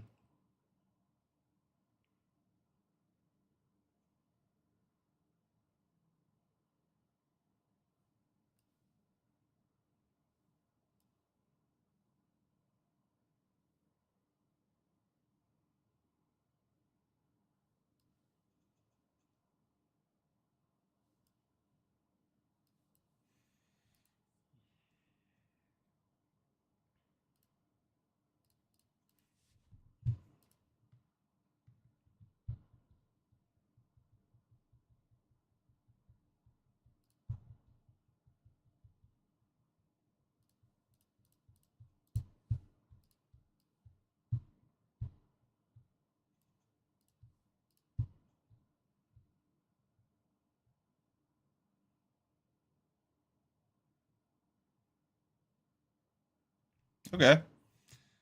We lose our tokens, but he spends his turn and a Luminous Rebuke. Could be worse. Could be a lot worse, honestly. That's not bad at all for us. He does not have Luminous Rebuke for this. I don't need claws out anymore.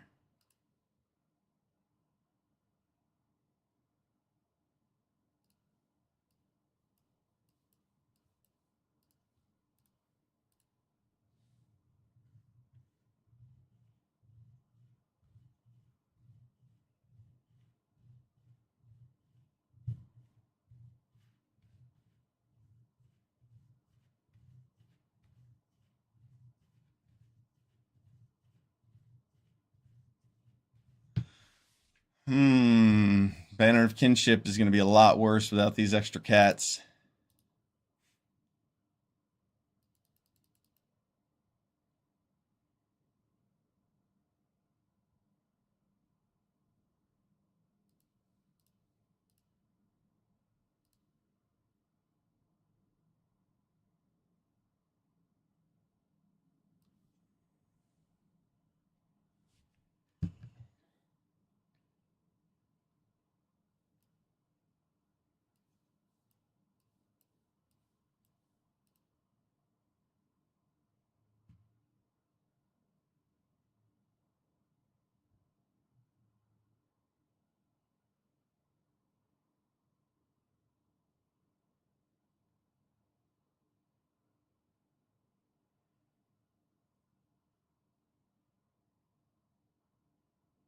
Okay.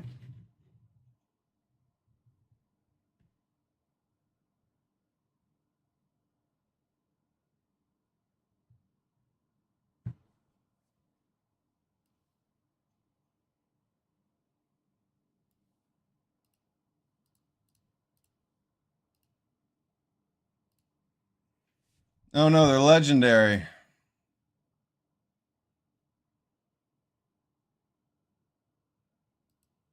Oops.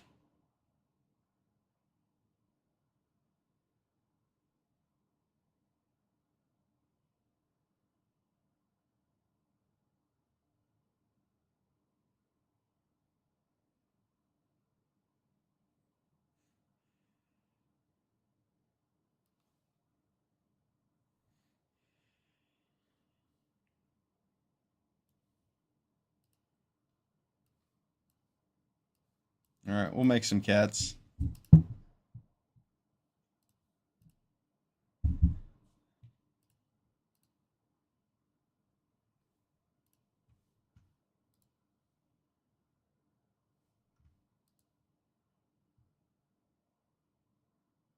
That helps our clock a bit because Scrawling Crawler is going to kill us. Oh, jeez.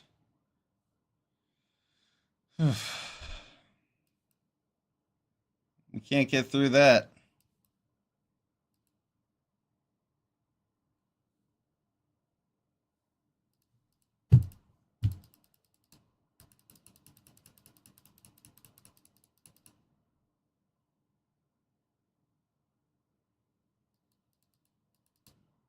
Can't beat Sire of Seven Deaths.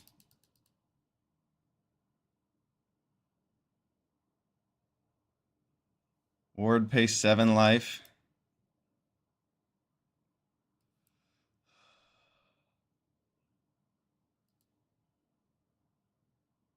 Man, it's a good game. Sire of Seven Deaths. Really shut me down there. Wow. Thought we had him. Nice rips, opponent. Good game.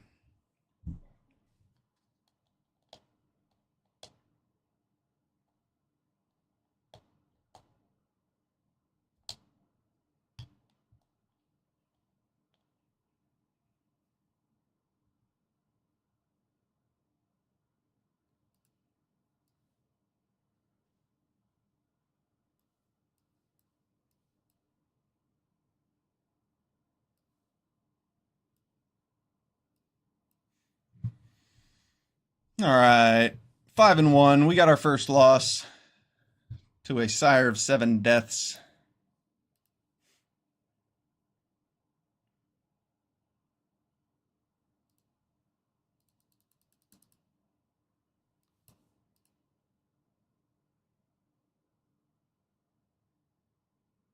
Our opponent has a stab.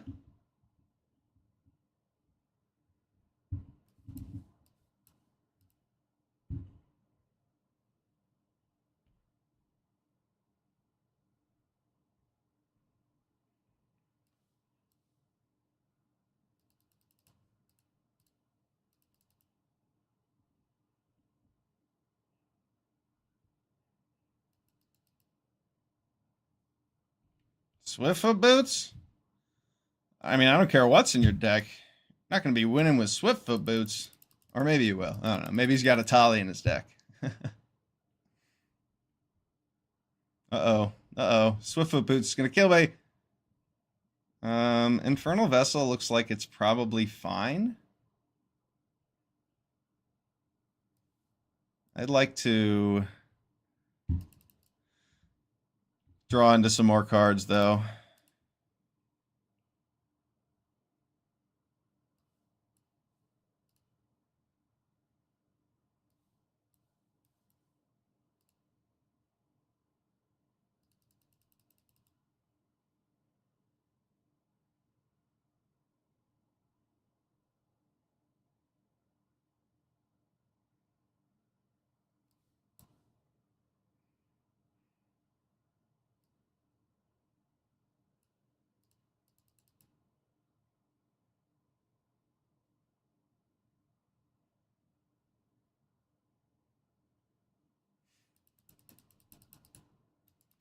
All right.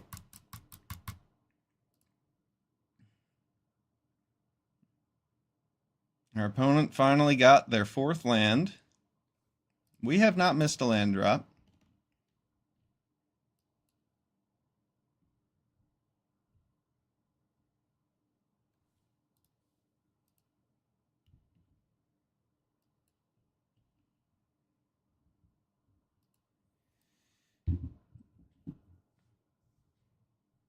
Keep tempo. Put that on top of his deck.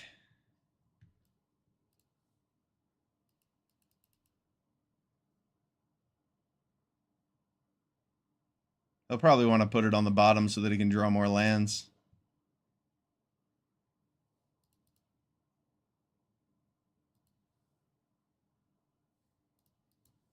I'm going to keep that on top.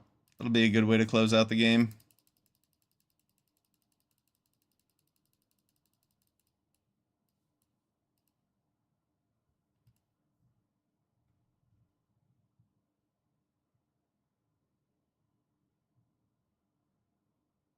My opponent drawn to a Blasphemous Edict? No, they didn't. Phew!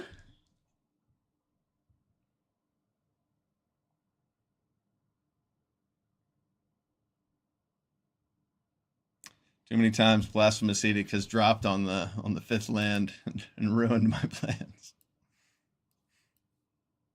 All right, we've got him. Good game, opponent.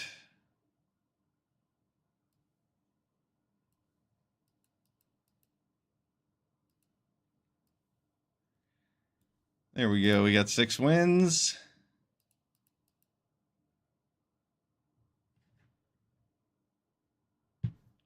I'm not going to throw the good game at our opponent who got land screwed. I think that would be rude. 6-1. 6-1. Let's get one more win. Call this a trophy.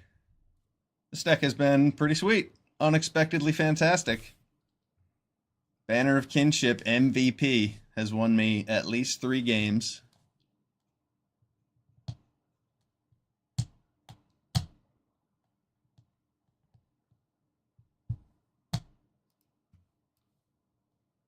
This hand has 2 drops and a curve. Hopefully I can draw some more lands. You never know, really. Could be like that guy last game, where I don't see another land for 4 turns. But I've got 17 lands in the deck. And I have an extra 2-drop to play in case I don't draw a land. So, seemed like a good choice to me. There's our land. I would like to offer this trade to the Hungry Ghoul because my Brineborn Cutthroat doesn't get that big. I didn't think so.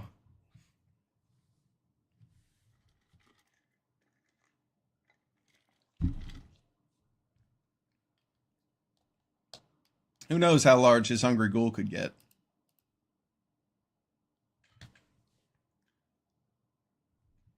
Oh.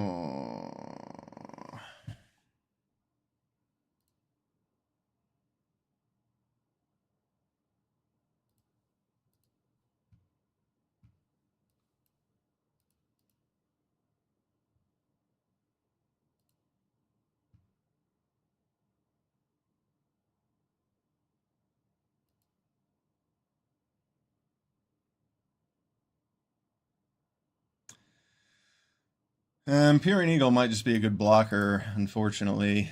We have a game plan of winning with Homunculus Horde, so I gotta make sure Perforating Artist doesn't just kill me.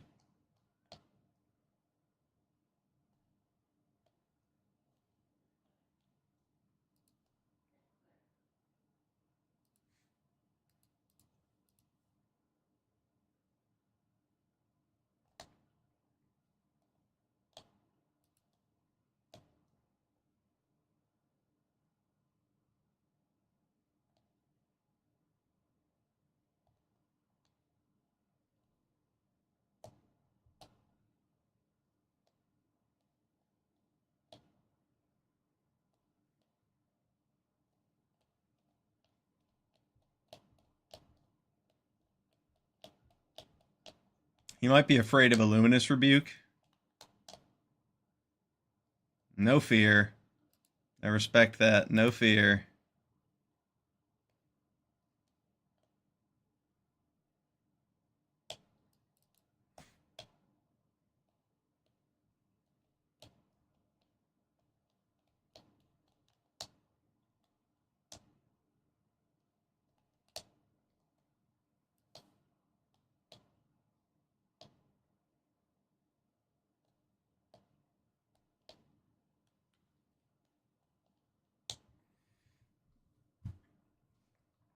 Oh, man. This guy's killing me.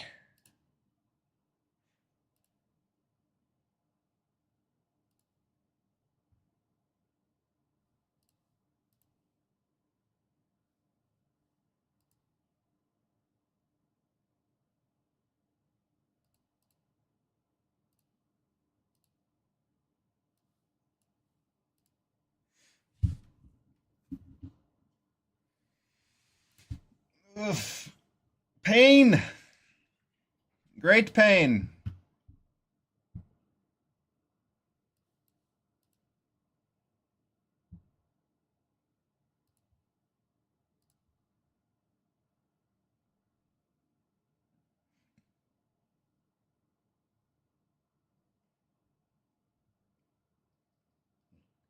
I mean, I could try to race, attack with the Cutthroat.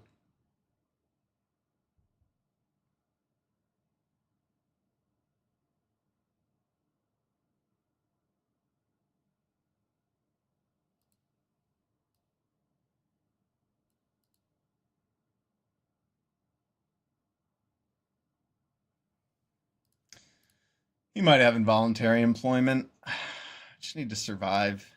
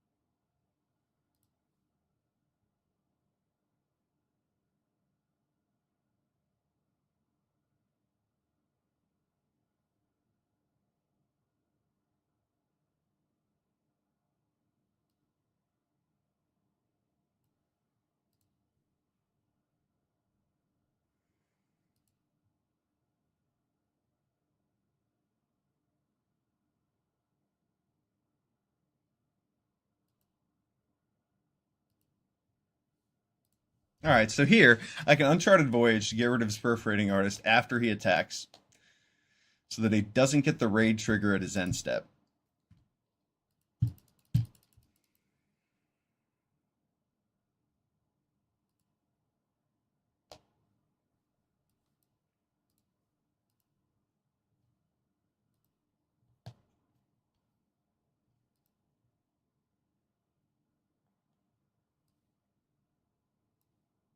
No, I need an untapped land.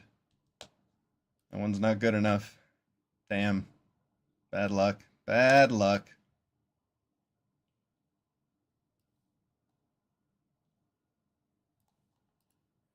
So I guess we gotta go Kiora route instead.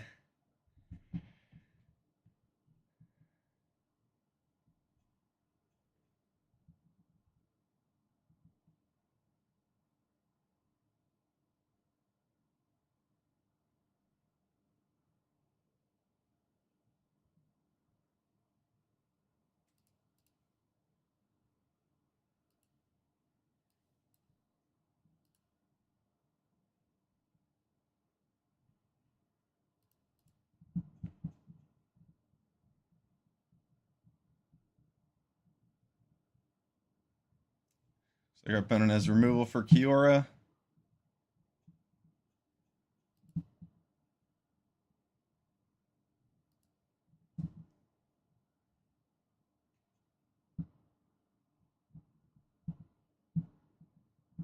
Maybe I did need to Uncharted Voyage that flyer instead.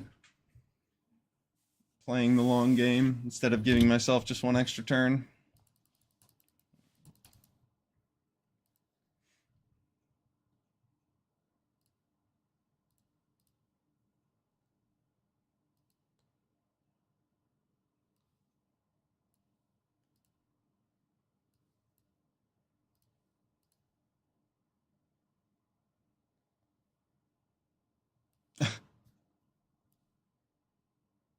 Oh no, I meant to keep that in my hand.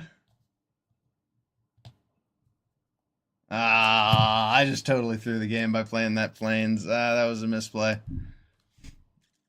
I didn't mean to do that.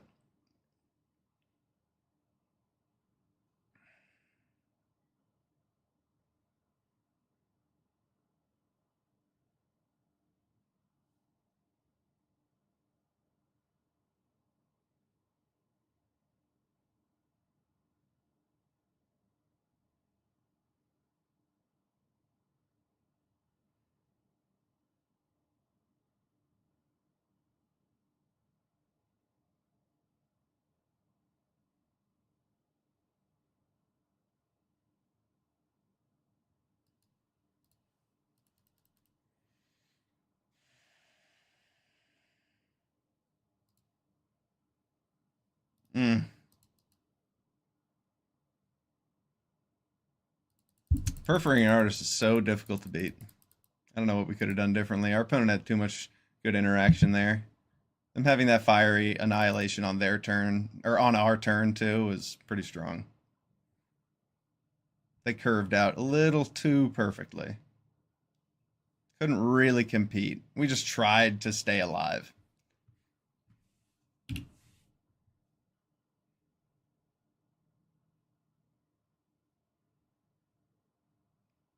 We could have applied a little bit of pressure, but as I suspected, he had involuntary employment, and he would have played that as soon as I put the pressure on. So we played that game well, just couldn't quite pull it off. And not playing the land there would not have mattered. We would have lost anyway.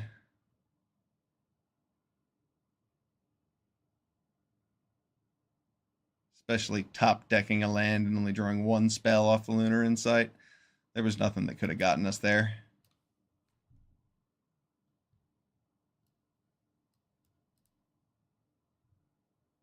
All right. Let's see if we can pull off our trophy. We're 6-2. This has been a fun deck to play with.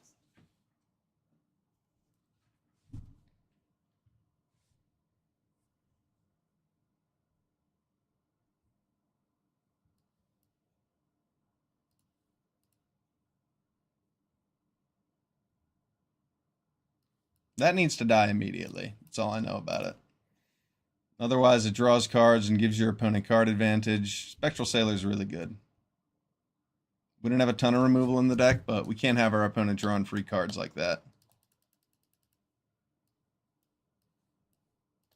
He must have some kind of counterspell. Oh, wow. I expected a counterspell. Sorely disappointed. I need to draw an extra card.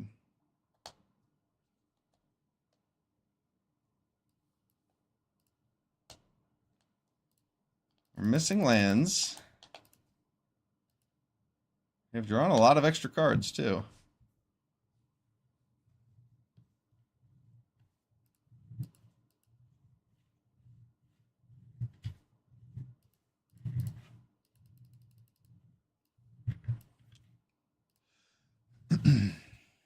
Doesn't make too much sense to play the Strix Lookout or try to dig for a land when I'm just winning in the air.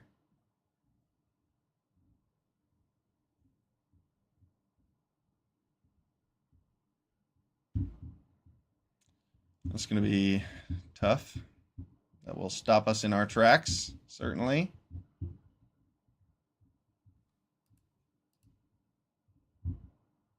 Not even sure we have any good top decks since we don't have a 4th land on the board.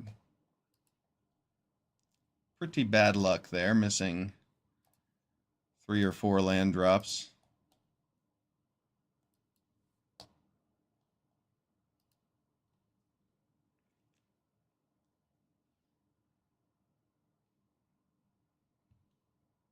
One turn too late. Ugh, that's annoying.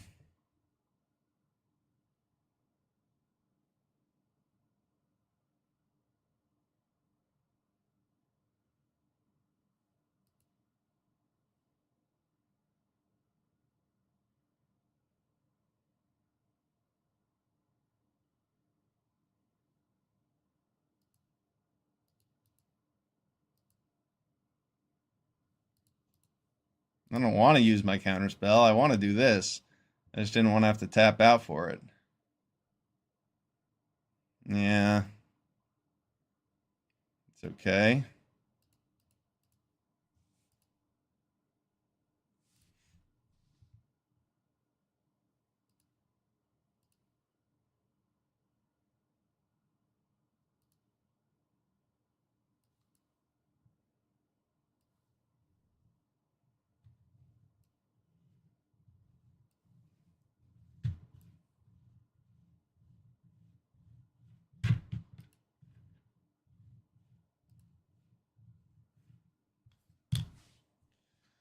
Well, if my opponent just dirtles by building up the board, oh no, that's not good. That's not good. But I couldn't just keep passing and leaving up a counterspell while I didn't have lands. Yeah, it doesn't look like we're getting our trophy. Our opponent curved out a bit too perfectly, and we just kept missing land drops. I mean, we missed like 4 land drops in a row. We did our best. Hard to win a game like that. Shitty luck.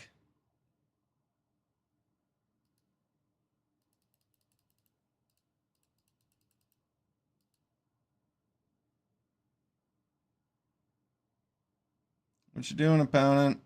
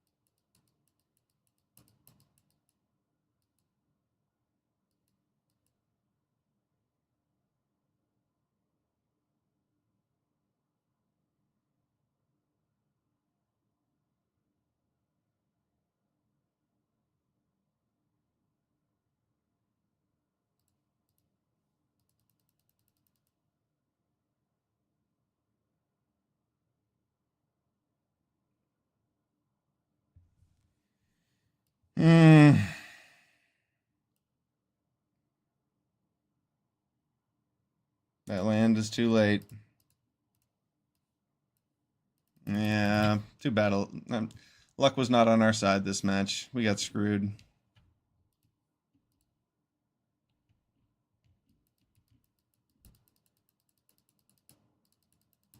All right, good games. Thanks, Foundations. We went 6-3. We should have gotten a trophy with that deck, but bad luck screwed us over in those past few losses. We'll take it. 6-3. Thanks for watching. I'm Felonyus. See you next time. Peace.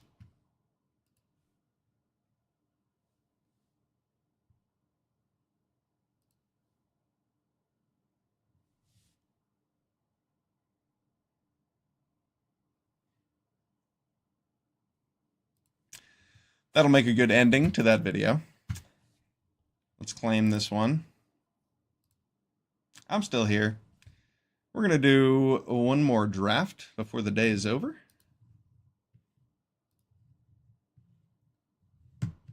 We're going to take a short break.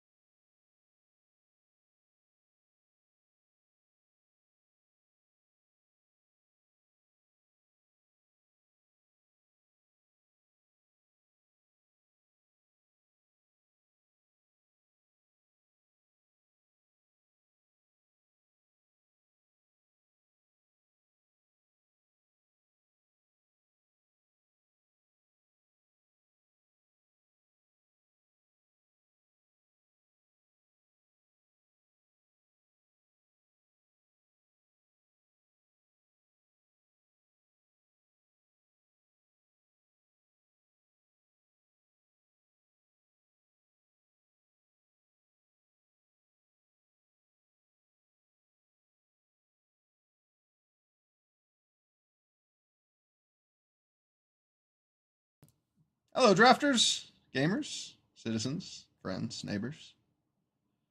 I'm Felonious. Thanks for being here. We're going to do some Magic Draft on Arena. Throw me a like and a subscribe. Maybe a follow if you haven't already. Let's hop in.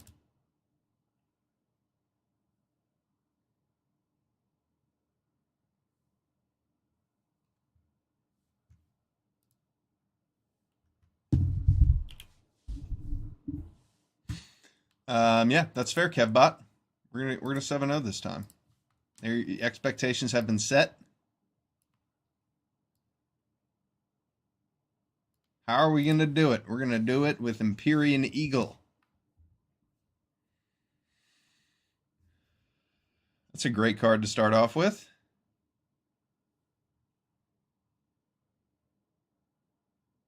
The rest of this pack sucks. There's Savannah Lions and a Bite Down. I think, is Bite Down the best card in this pack? Other than Empyrean Eagle? No, probably. I mean, Evolving Wilds might be a little bit better. But yeah, Empyrean Eagle is definitely the best card, and we're going to take it. We don't really hope to wheel anything special out of that pack.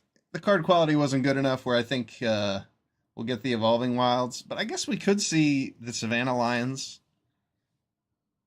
I'd like to see Savannah Lions or Evolving Wilds out of that pack, but I definitely don't expect to. Okay. Whoa. Pick 2. Well, this is a different direction. Ashroot Animist is a bomb. That card is nuts. And there's nothing really good in here for our white-blue deck. I could take Stab in hopes that I get to play some sort of Esper deck. But Ashroot Animist is good enough to take here. There's a chance we could wheel Ruby.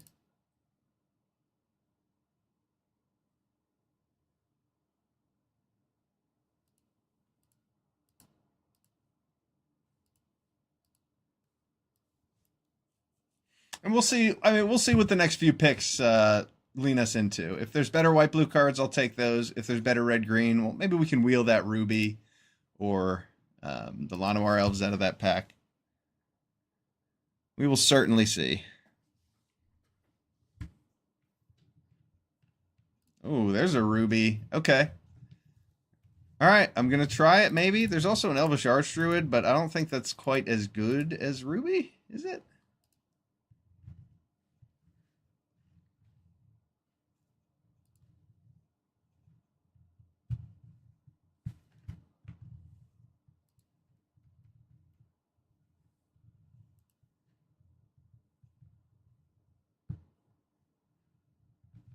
Elvish Archdruid is quite good.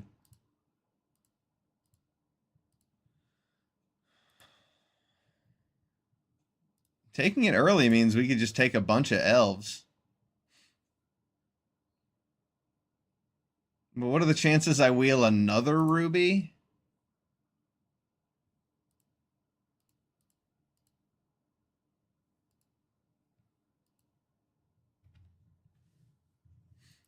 I think I'm going to take Ruby. It's not like a guarantee I get tons of elves, so we're going to take Ruby.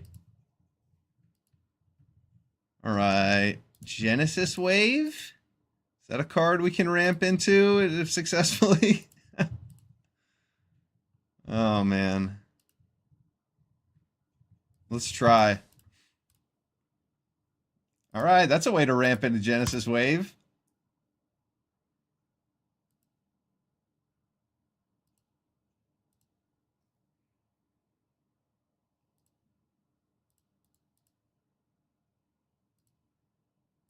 Crackling Cyclops looks like it might be a fine blocker here, but I'm just going to take Giant Growth. It's a good card. Gorehorn Raiders. Just a single Raider, but Gorehorn Raider indeed.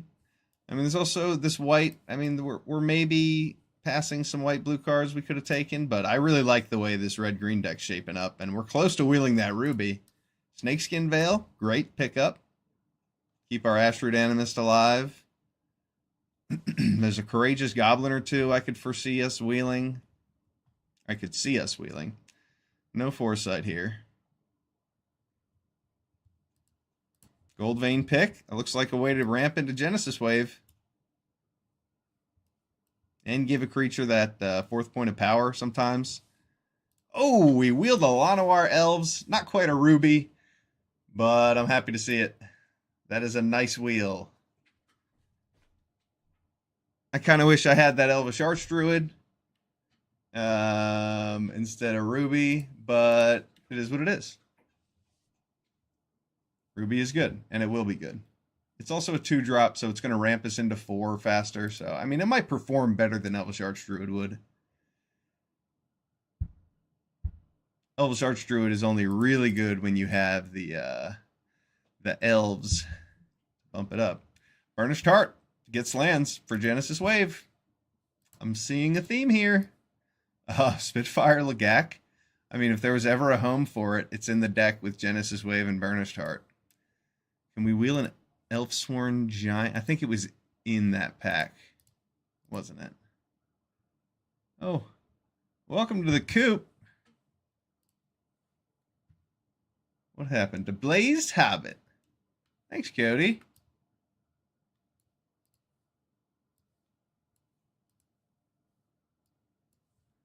The Blazed Hobbit, you are the man.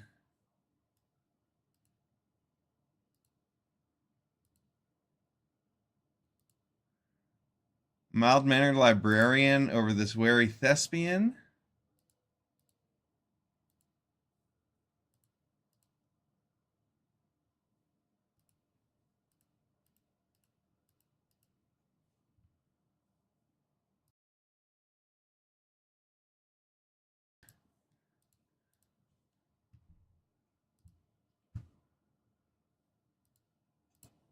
Felling Blow. Oh, yeah.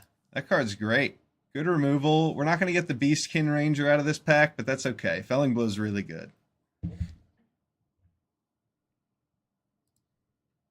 Dwynen's Elite to go with our Lanoir Elves.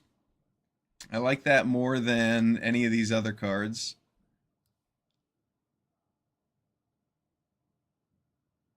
I'll take the... Yeah, I don't like Grow from the Ashes very much. I don't care if I... Ooh, another Felling Blow. I like good removal in my green decks. Nice.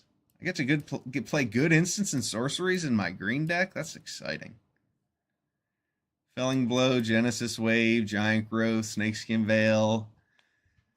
We're just going to need to pack on the creatures at this point. Get some 6-drops maybe, some more 3s and 2s. Are there any 6-drops? Hey, look, a 6-drop. Now we're going to take a Nessian Horde Beetle. That card's really good. Fits our theme in red-green of having 4 power or more. Yeah. Maybe we could wheel the Axguard Cavalry out of that pack. I don't have high hopes for that, though. Lateral Blade of the Elves? We could probably splash for that. Is it going to be better than just having a Beastkin Ranger, though? Is Lateral good? It's a 4-drop 2/3 with Menace that has to hit them to do anything. I kind of just think I want a 4-power creature, to be honest. Does that seem selfish of me? To just want a bigger creature? I just don't think Lathral's going to do much. I mean, maybe with Ashroot Animist. Oh, I missed it. Oh well. We're going Elfie. We'll fit Lathral in. I wish I had taken that Beastkin Ranger. The timer ran out. Oh well. Dwynen looks pretty good here over another Beastkin Ranger. All right. Well, we did it. We got the 4th Beastkin Ranger that came in a row. That's pretty insane. That's a lot of elves. And the guy who has Elvish Archdruid is to our right, so we're not going to see any of those. Another Giant Growth, I suppose. I don't necessarily think a second Giant Growth is going to make it in the deck, but it's possible.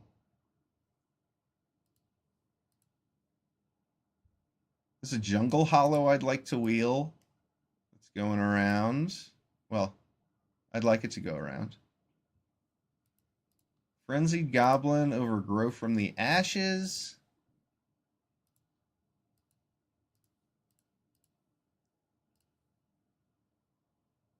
Yeah, I mean, I'll take Frenzied Goblin. It's not that exciting, but it is a creature, and we are attacking in this deck.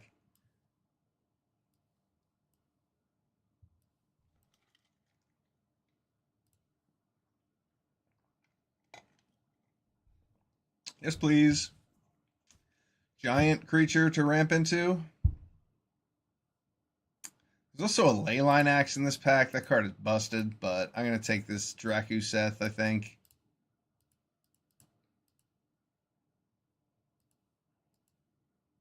Leyline Axe is so freaking good. This is absolutely a bomb. I don't know if I can pass that.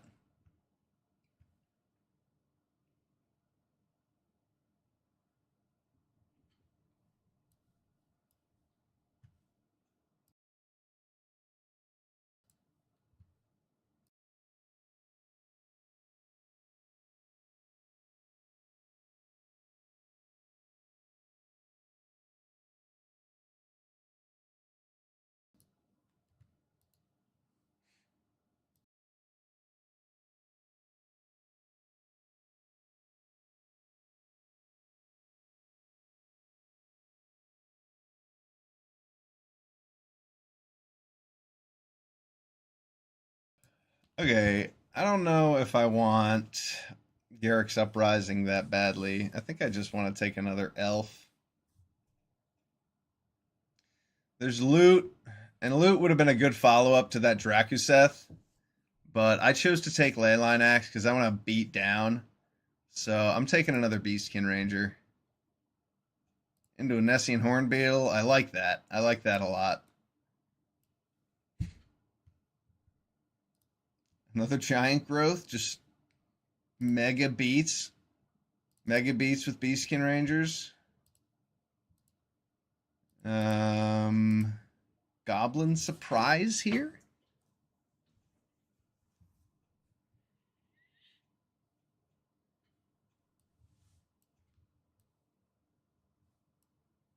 Swiftfoot Boots looks kind of nasty on an Ashroot Animist, but or on lots of these creatures.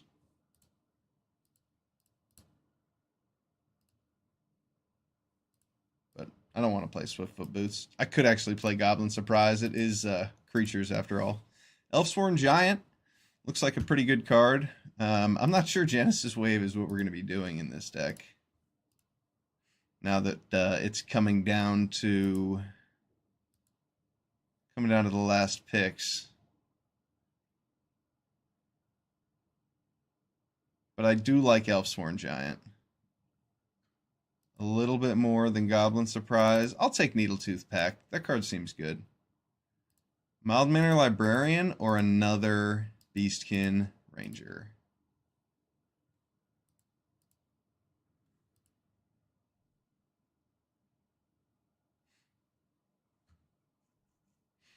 Another Beastkin Ranger. I think it's called for here. Affectionate Indrik looks like a good top end.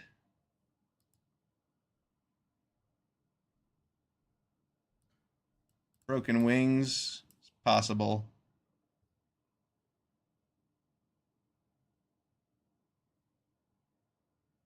There's a Garrick's Uprising. We can actually play that. That's a good wheel. We have a bunch of 4-power creatures now.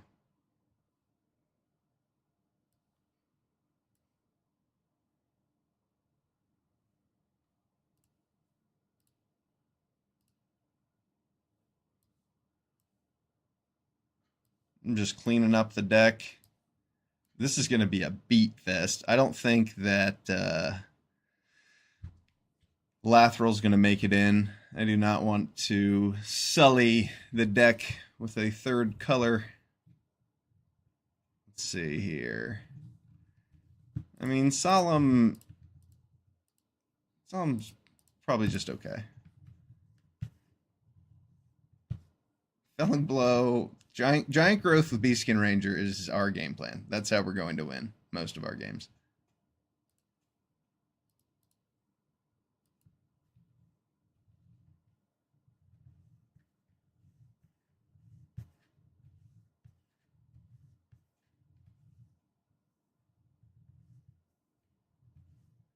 What did I take over that Dracuseth? Leyline Axe? Yeah, I mean, this card's absolutely nuts. So I'm not mad about that choice at all. This card's really, really good.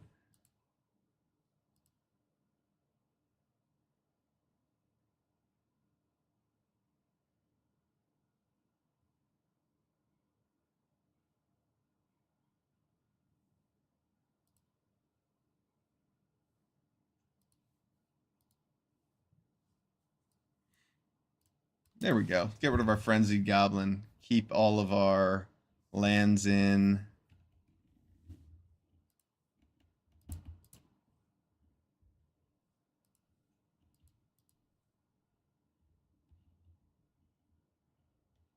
Do we want the Gold Vein pick just to make our things bigger? Maybe. But then we'd have to consider cutting a land, I think. Or this Goblin Surprise. I guess I don't need that. The Goblin Surprise with Beastkin Ranger is particularly cool.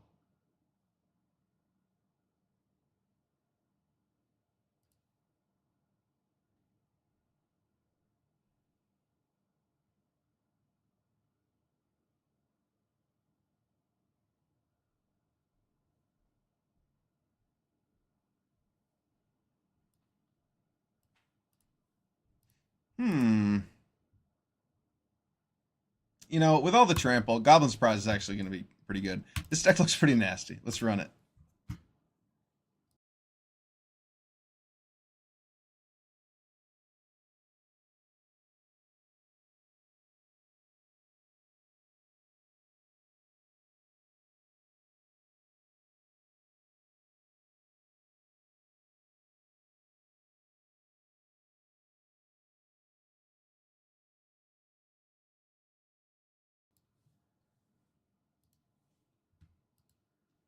You know, Kevbot, calling yourself a Blazed Hobbit. I mean, you and Cody'd probably get along really well.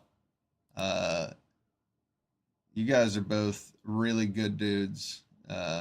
Nothing but good vibes, basically. Cody is, or the Blazed Hobbit is one of the most wholesome human beings I know.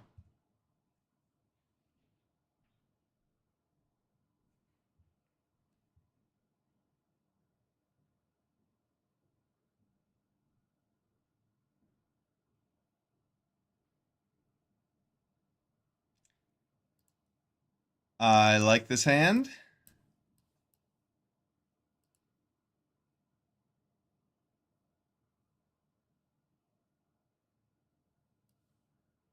All right, here we go. I mean, I could Ruby into Dwynen, but I don't think there's any point in actually doing that. I'm just going to play this.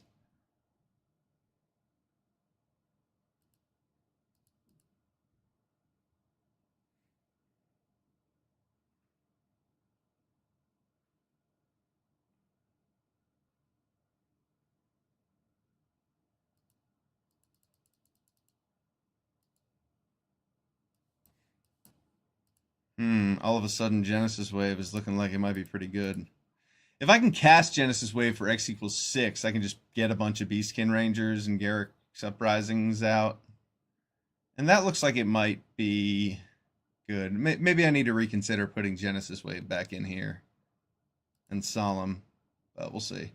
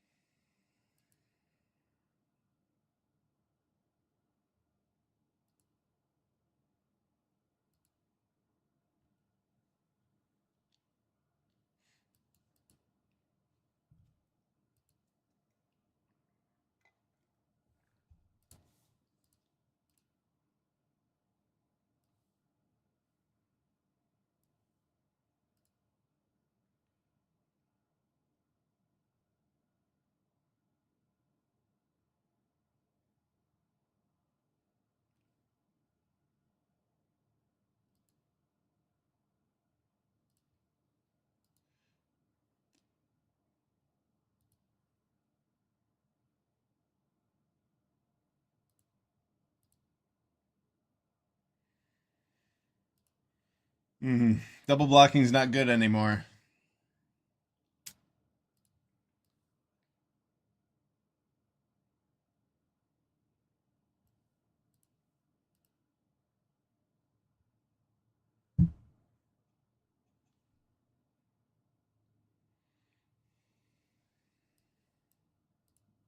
See if we can double giant growth.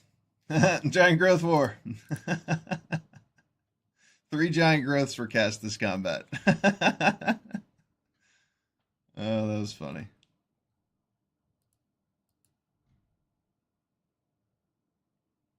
And now we have nothing left to do at all, except maybe top deck a Genesis Wave that's not in our deck. I don't think I built this deck very well. Oh, jeez.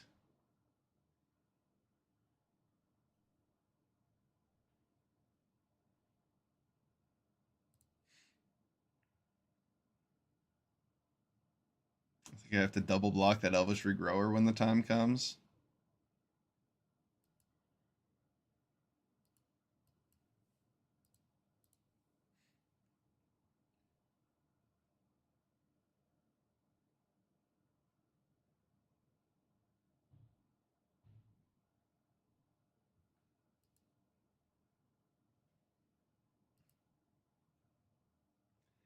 Do you really need the big hairy feet, though, Kevbot? That's the real question. You can be a hobbit in your mind.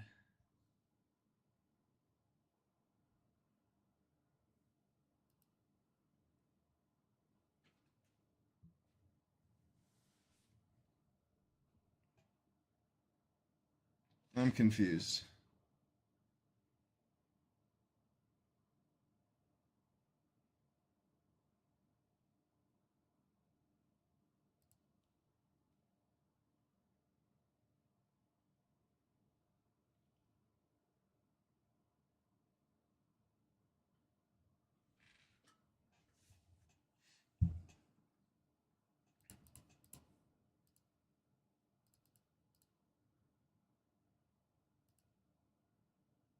Hey, look, our Beastkin Ranger.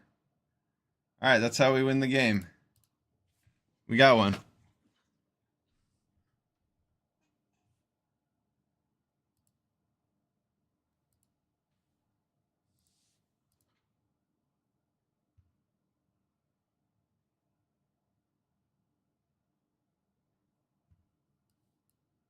Definitely.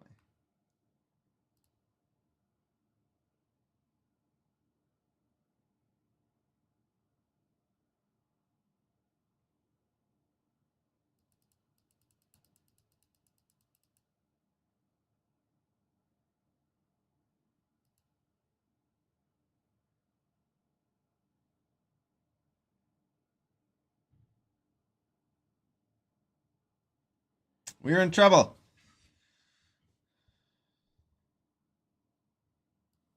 It's a good card.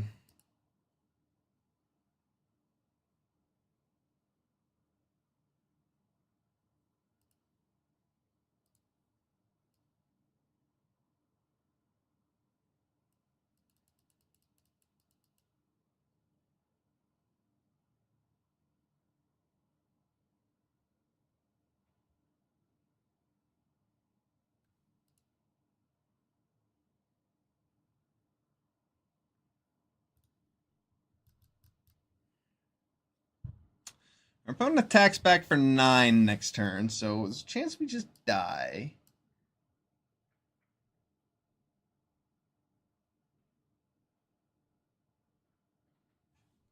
Yeah, we're dead. We definitely flooded out there, but is that my fault for deck building? Possibly. Let's see.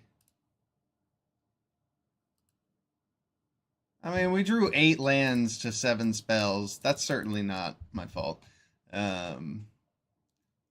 We certainly flooded out.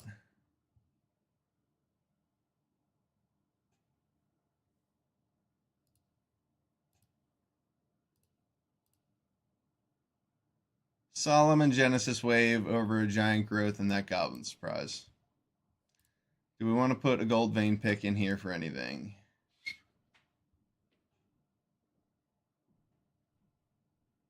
No, this looks good. All right. Fewer combat tricks, more value. Fewer combat tricks, more Genesis Waves.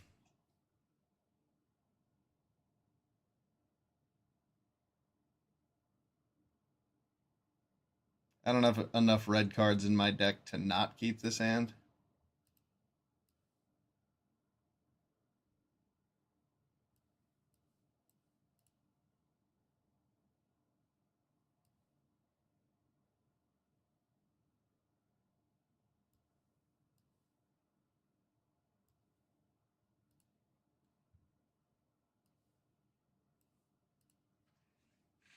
I'll just play a million creatures on turn 2. That's cool.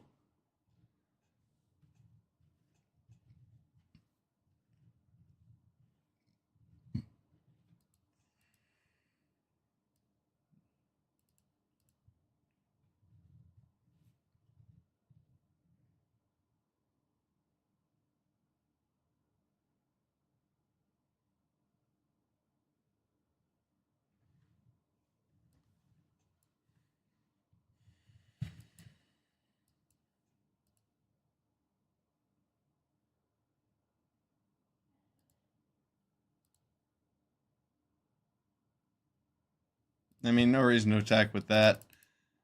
Make him trade off the Death Toucher with my 2/2.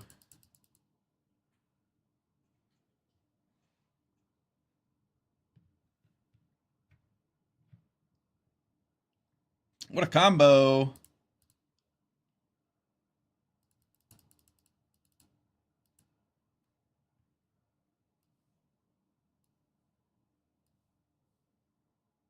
Does he have counterspell?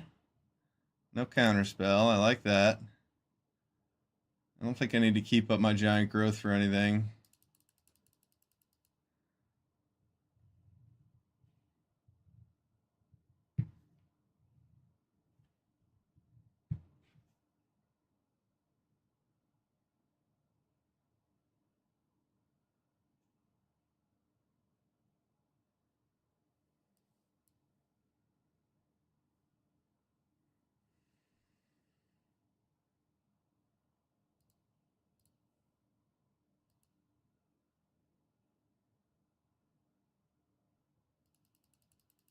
Get our opponent down to 7.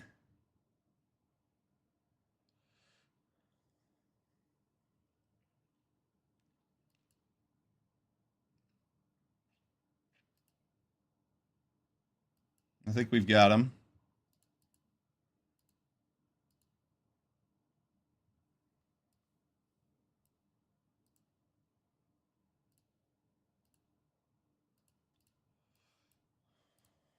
One, two, three, four, five, 6, 7, 8, 9, 10.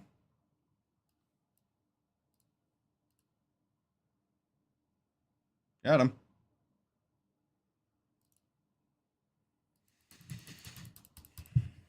Giant growth for the win.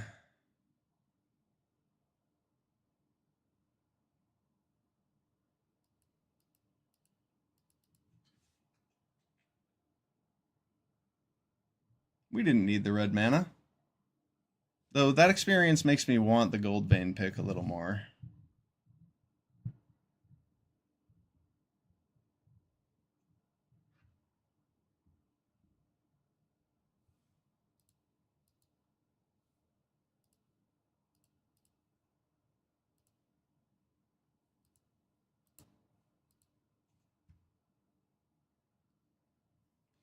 You get to turn your magic creature into a dwarf that's mining at the same time that he's killing bugs.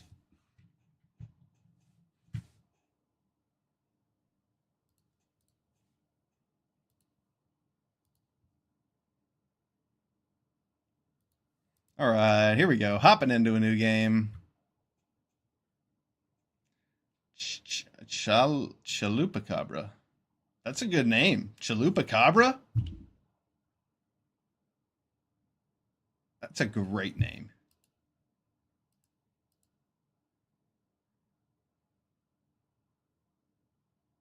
I don't like that. On the play? Jeez.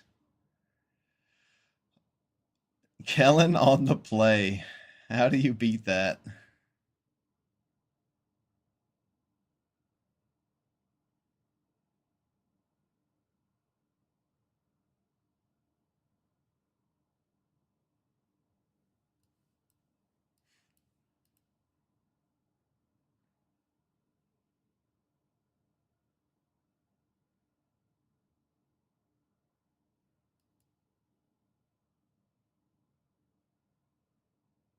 Nice. He turned on the double strike instead of getting to play cards.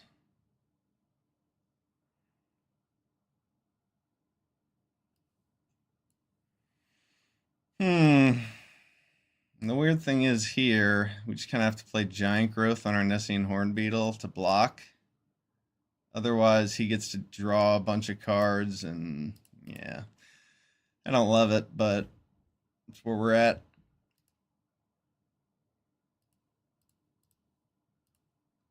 I'm sure he has some sort of trick. But otherwise, we just take 6 and he draws 2 cards and we lose. So it's better that taking the risk now as opposed to letting him keep drawing cards. Because then we'd be at a lower life total and he would have more answers. All right, that's pretty good.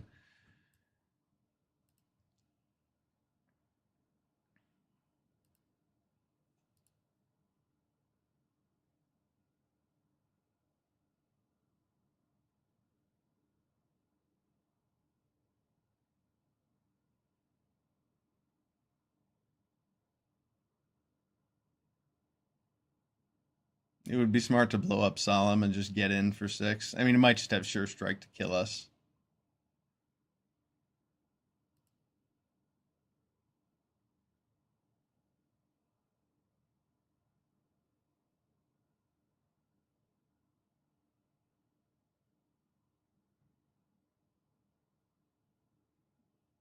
Could have been worse. No, that's pretty good. That puts us in a really good position, actually. We can just play this Beastkin Ranger and then kill Kellen with Felling Blow. No, maybe not. I mean, he might have... Oh. He's gonna have an Abrade. He doesn't have a braid. Phew. Are we dead anyway? Let's find out. Stay tuned for maybe just dead anyway. Yeah, that is a card. That is a serious card.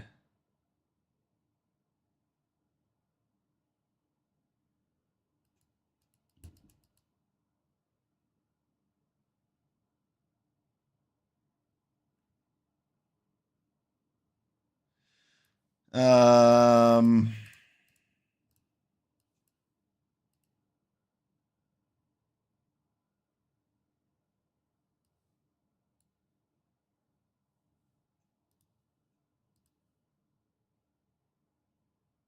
Twin Flame Tyrant there. Man, we stabilized so well. Allegedly. That was silly. Just losing to rares. Turn 1 Kellen. That was a boring game.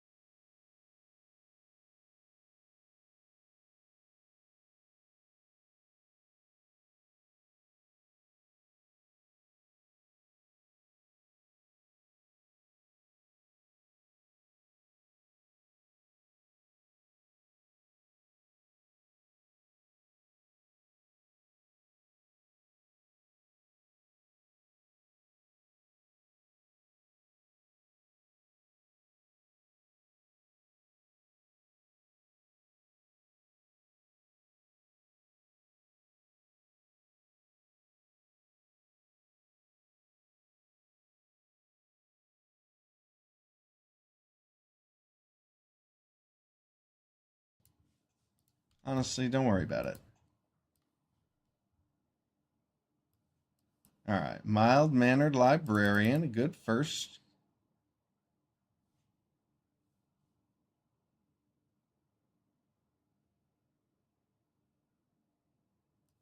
All right, here we go. I'm just gonna leave that up in case he has a stab. Keep my giant growth.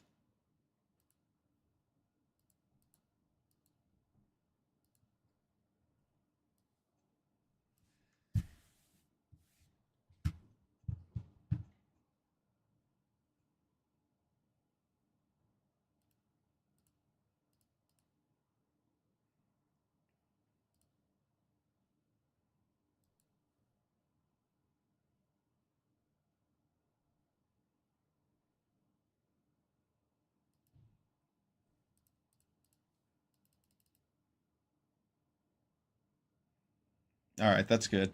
I want to be able to play Dwynen with this Snakeskin Veil up. That's why I didn't play it last turn.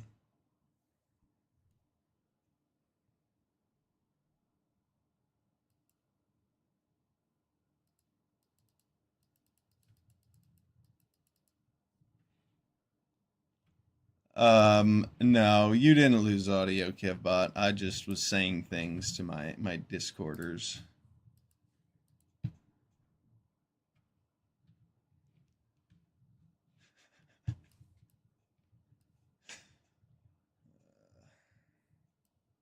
All right, we'll attack with our mild-mannered Librarian, and then get our Dwynen, the Giltleaf Dane, out.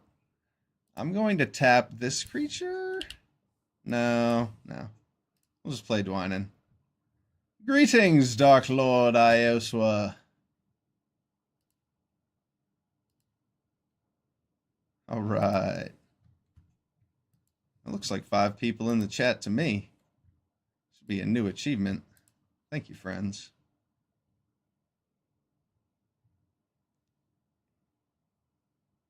Our opponent has a white black life gain deck, but we're going to go way over the top of them, in my estimation. Next turn, we get to drop this Affectionate Indrik, especially if he tries to like just Luminous Rebuke Dwynen. Does he not see the reach, or does he have claws out, I wonder?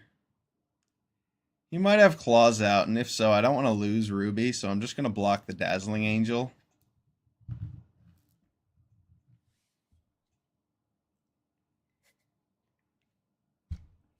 Because I only have one trick, and he has mana for multiple tricks. He's thinking better of it.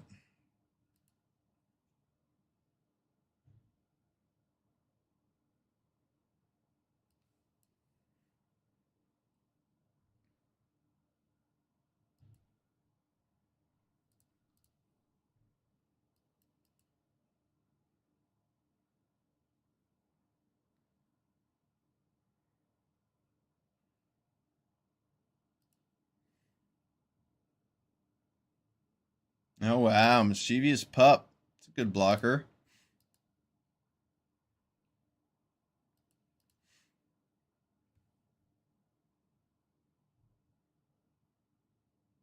Do you also have Luminous Rebuke?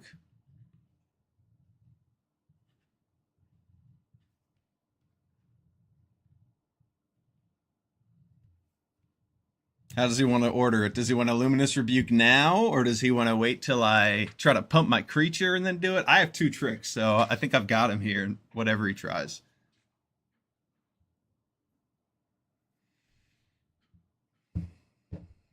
And I'm fine with that trade.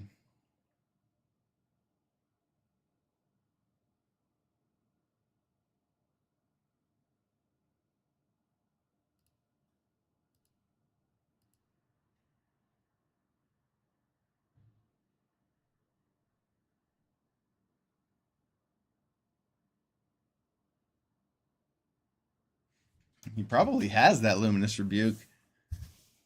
He's just playing conservatively.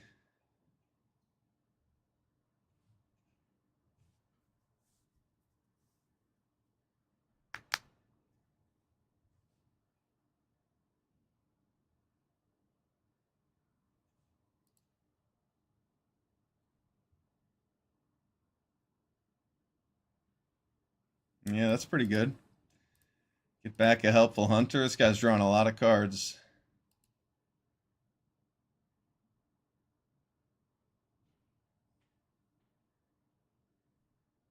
Wow, so many cards. He's played He's played 4 Helpful Hunters this game. That is unbelievable.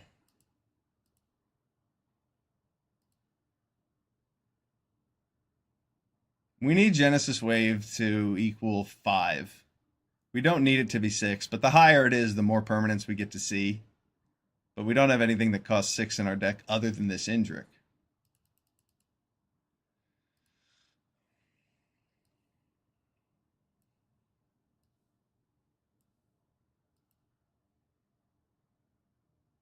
I could just fight that Sunblessed Healer and send in attackers and say screw his Dazzling Angel.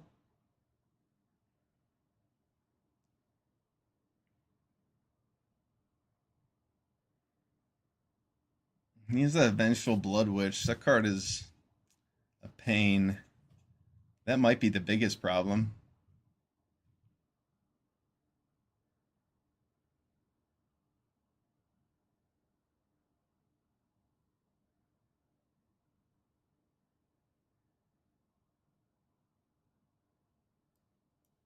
Yeah, I got to get rid of this Blood Witch.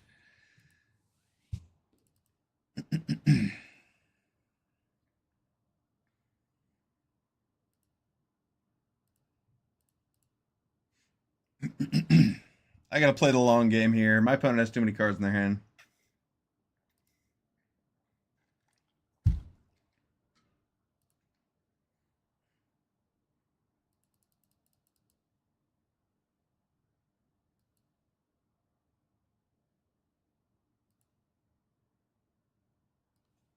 It's a good card. Very, very good card.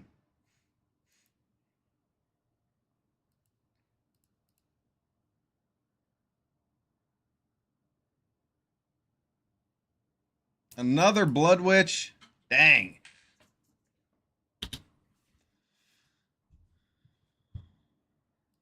Oh, geez. Here it goes.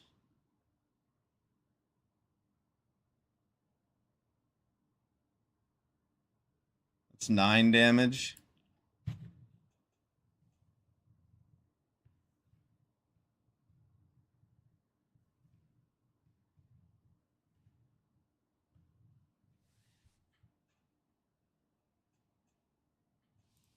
Thinking about just swinging out and sacrificing all the creatures I block. Killing me next turn.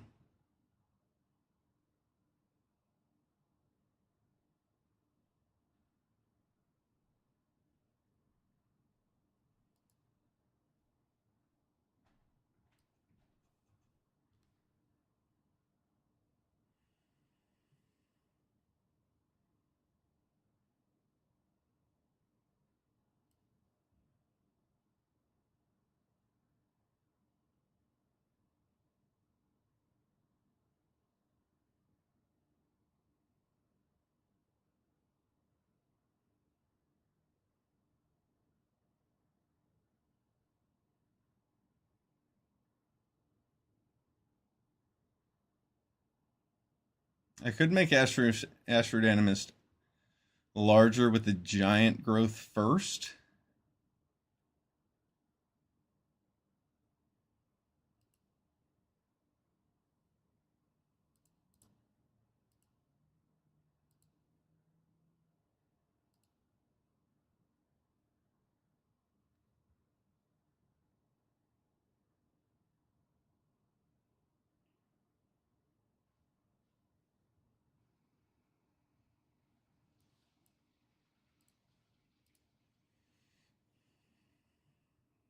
He's been saving this removal spell all game. Got him. Well, at least on that. He definitely has the Hungry Ghoul.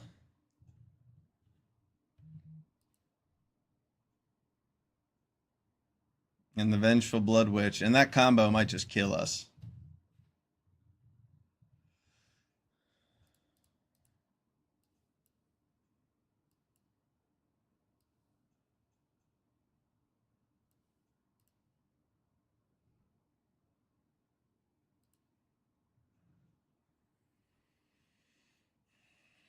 We've got 4 blockers again. My opponent has fewer creatures than before.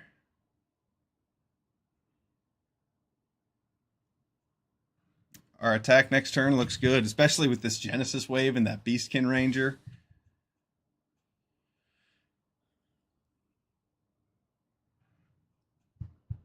A land would kind of be the perfect top deck.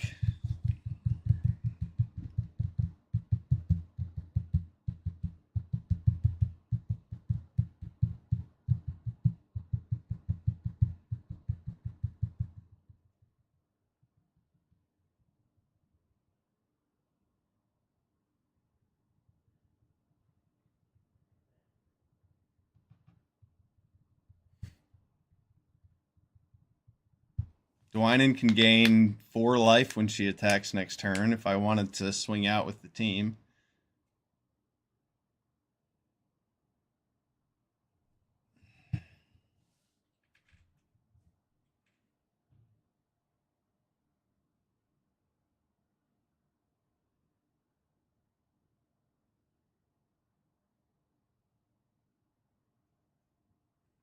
Michelangelo.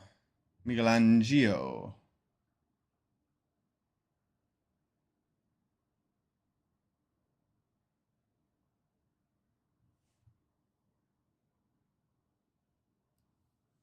Just equals 4 right now. It's not as high as I would like it to be.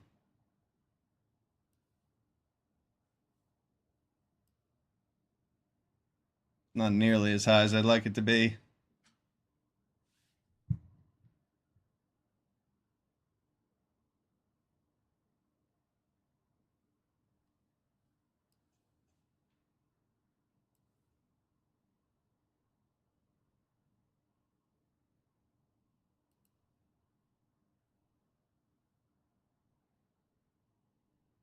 I only have 2 5-drops in the deck.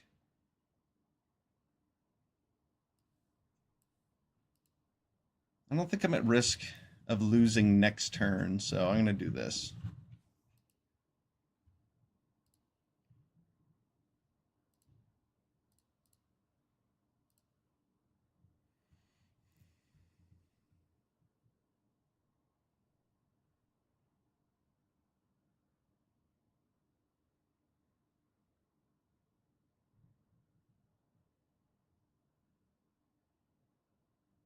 That Hungry Ghoul can get huge.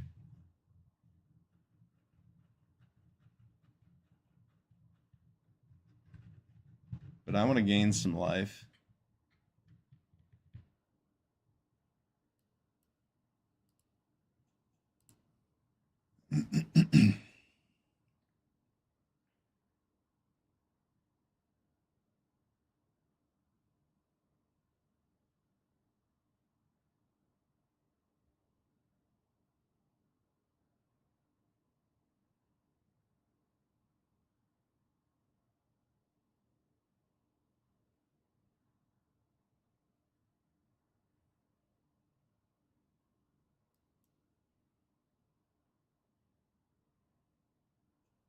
Looks like a good way to win the race. Just gain life.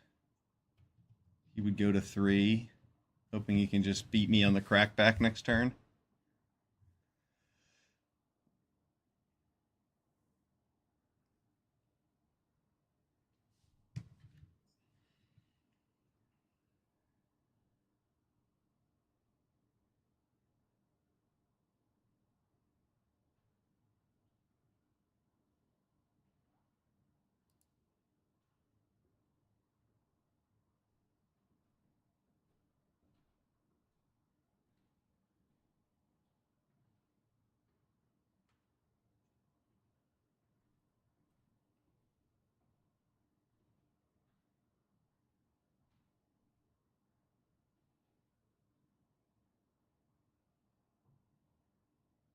What a play.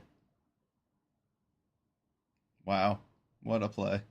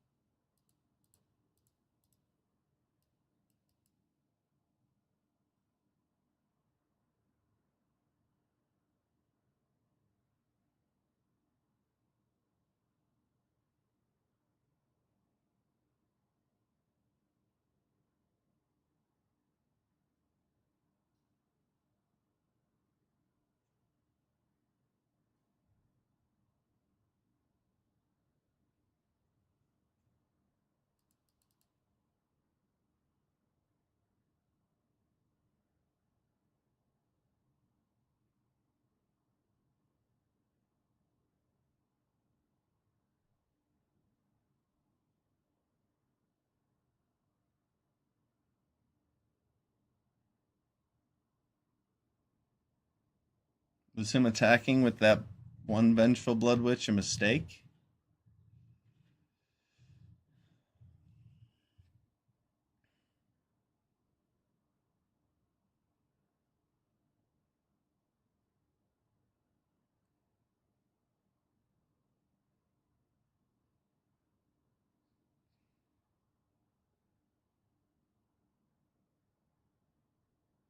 That's not lethal. Oops! Oops! Oops! Oh, got him! Got him! He could have. I totally lost that game when he played the other Vengeful and then dropped a seventh land. All he had to do was just sacrifice all of his creatures. He could have sacrificed Token, Angel, Helpful Hunter, and that would have dealt me 6 damage. And then he could have Oh, wow. That's awesome. That is awesome. All he had to do was get in with the 2 damage, or not attack with the Vengeful Blood Witch. That was going to be our 3rd loss, too. Thank you, Magic. Thank you, Magic, for our opponent throwing away that fancy win that they assembled. Oh, I feel a little bit bad. That was cool. Their 2nd Vengeful Blood Witch. They did so much math. And then they punted. Ugh, I know what that's like. I do know what that's like.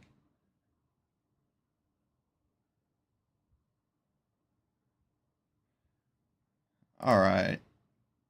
New game. Let's see if we can go positive with this deck. We're just 2-2 right now. We get to start with Leyline action play. I like that.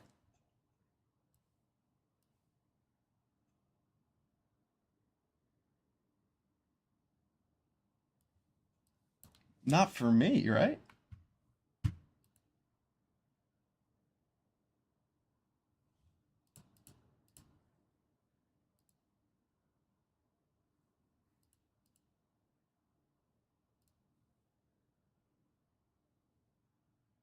I have ads turned off.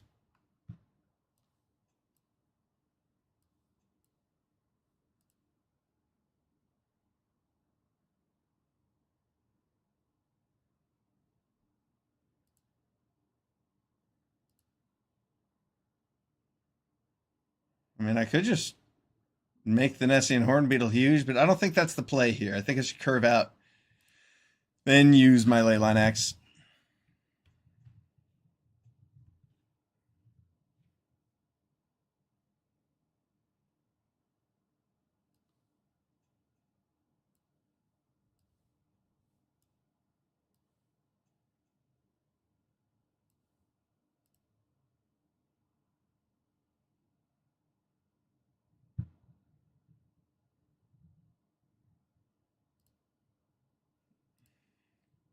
I don't want to do it while he has removal up.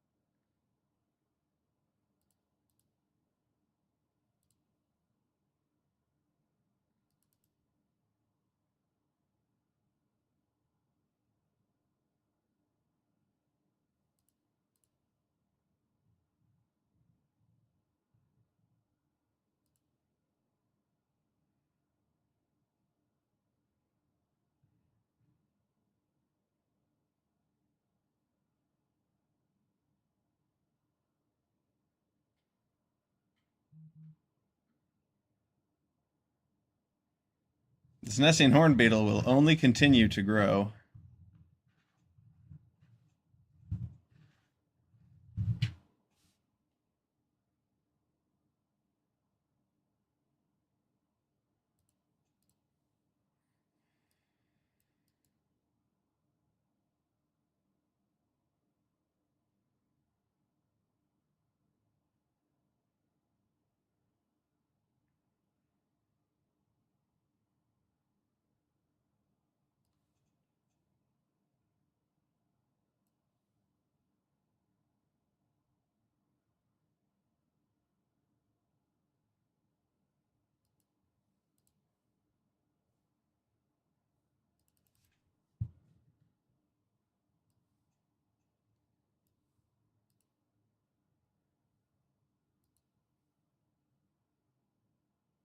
All right.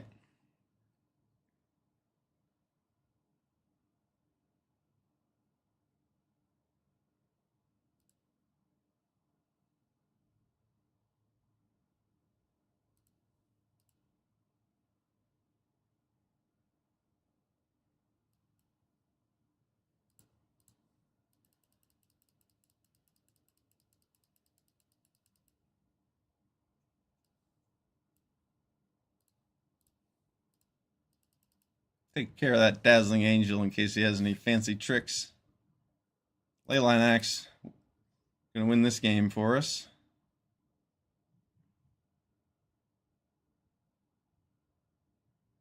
Good game.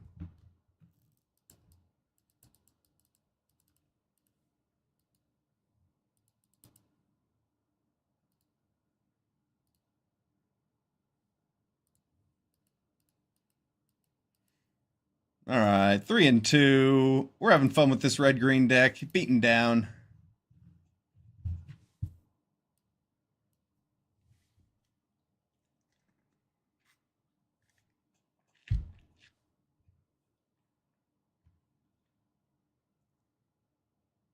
I go first. I mean, this hand is not good, but I am going to keep it for the sake of having 7 cards in my hand. Nice. We drew a 2-drop we definitely wanted. Oh, it's getting stabbed. Nice. Nice stab. Maybe it would have been better if we didn't draw a 2-drop.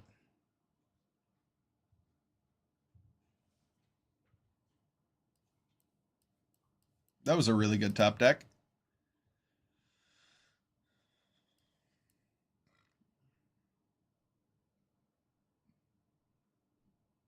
That one's getting killed too. All right. He's using his removal.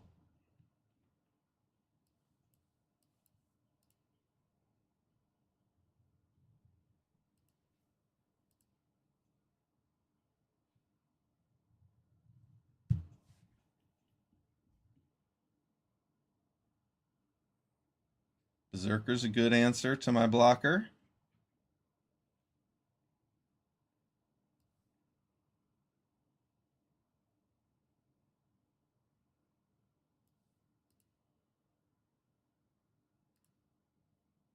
I'd like to be able to double spell with a Ranger and Felling Blow.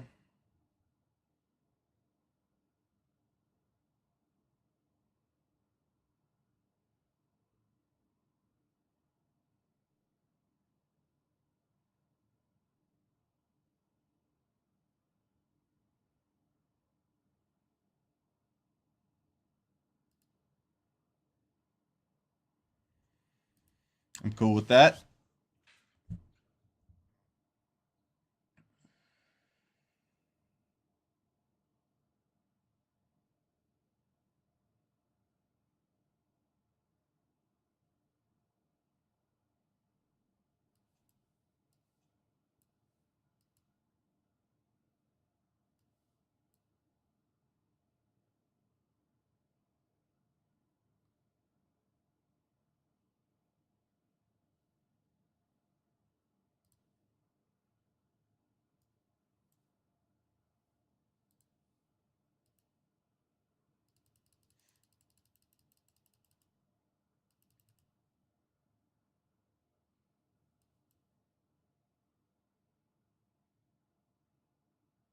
Joanna's going to gain me life, so I'm happy to turn her on attacks.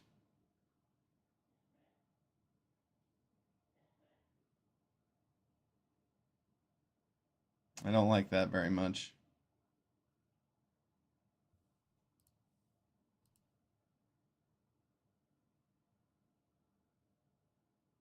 Oh, and he had the mountain.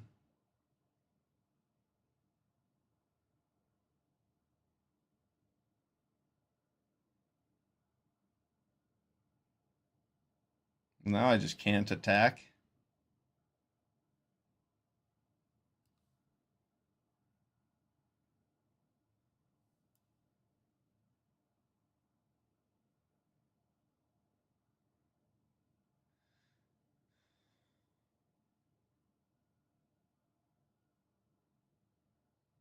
Just to give two things menace.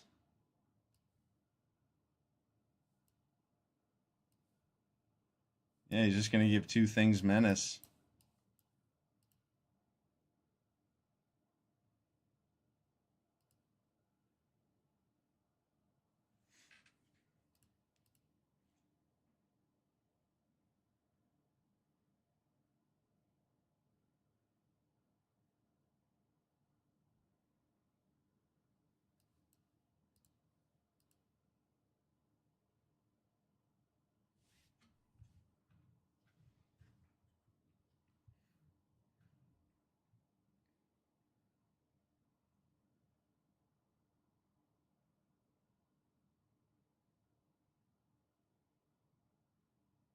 They've got 12 back on attacks.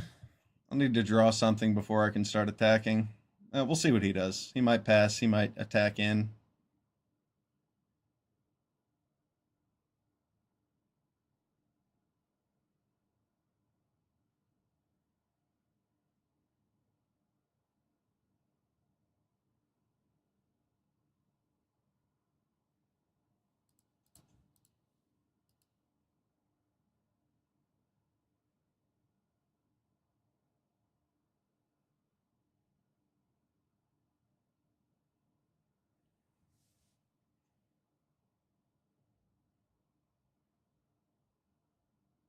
Oh, wow. What a play. What a play.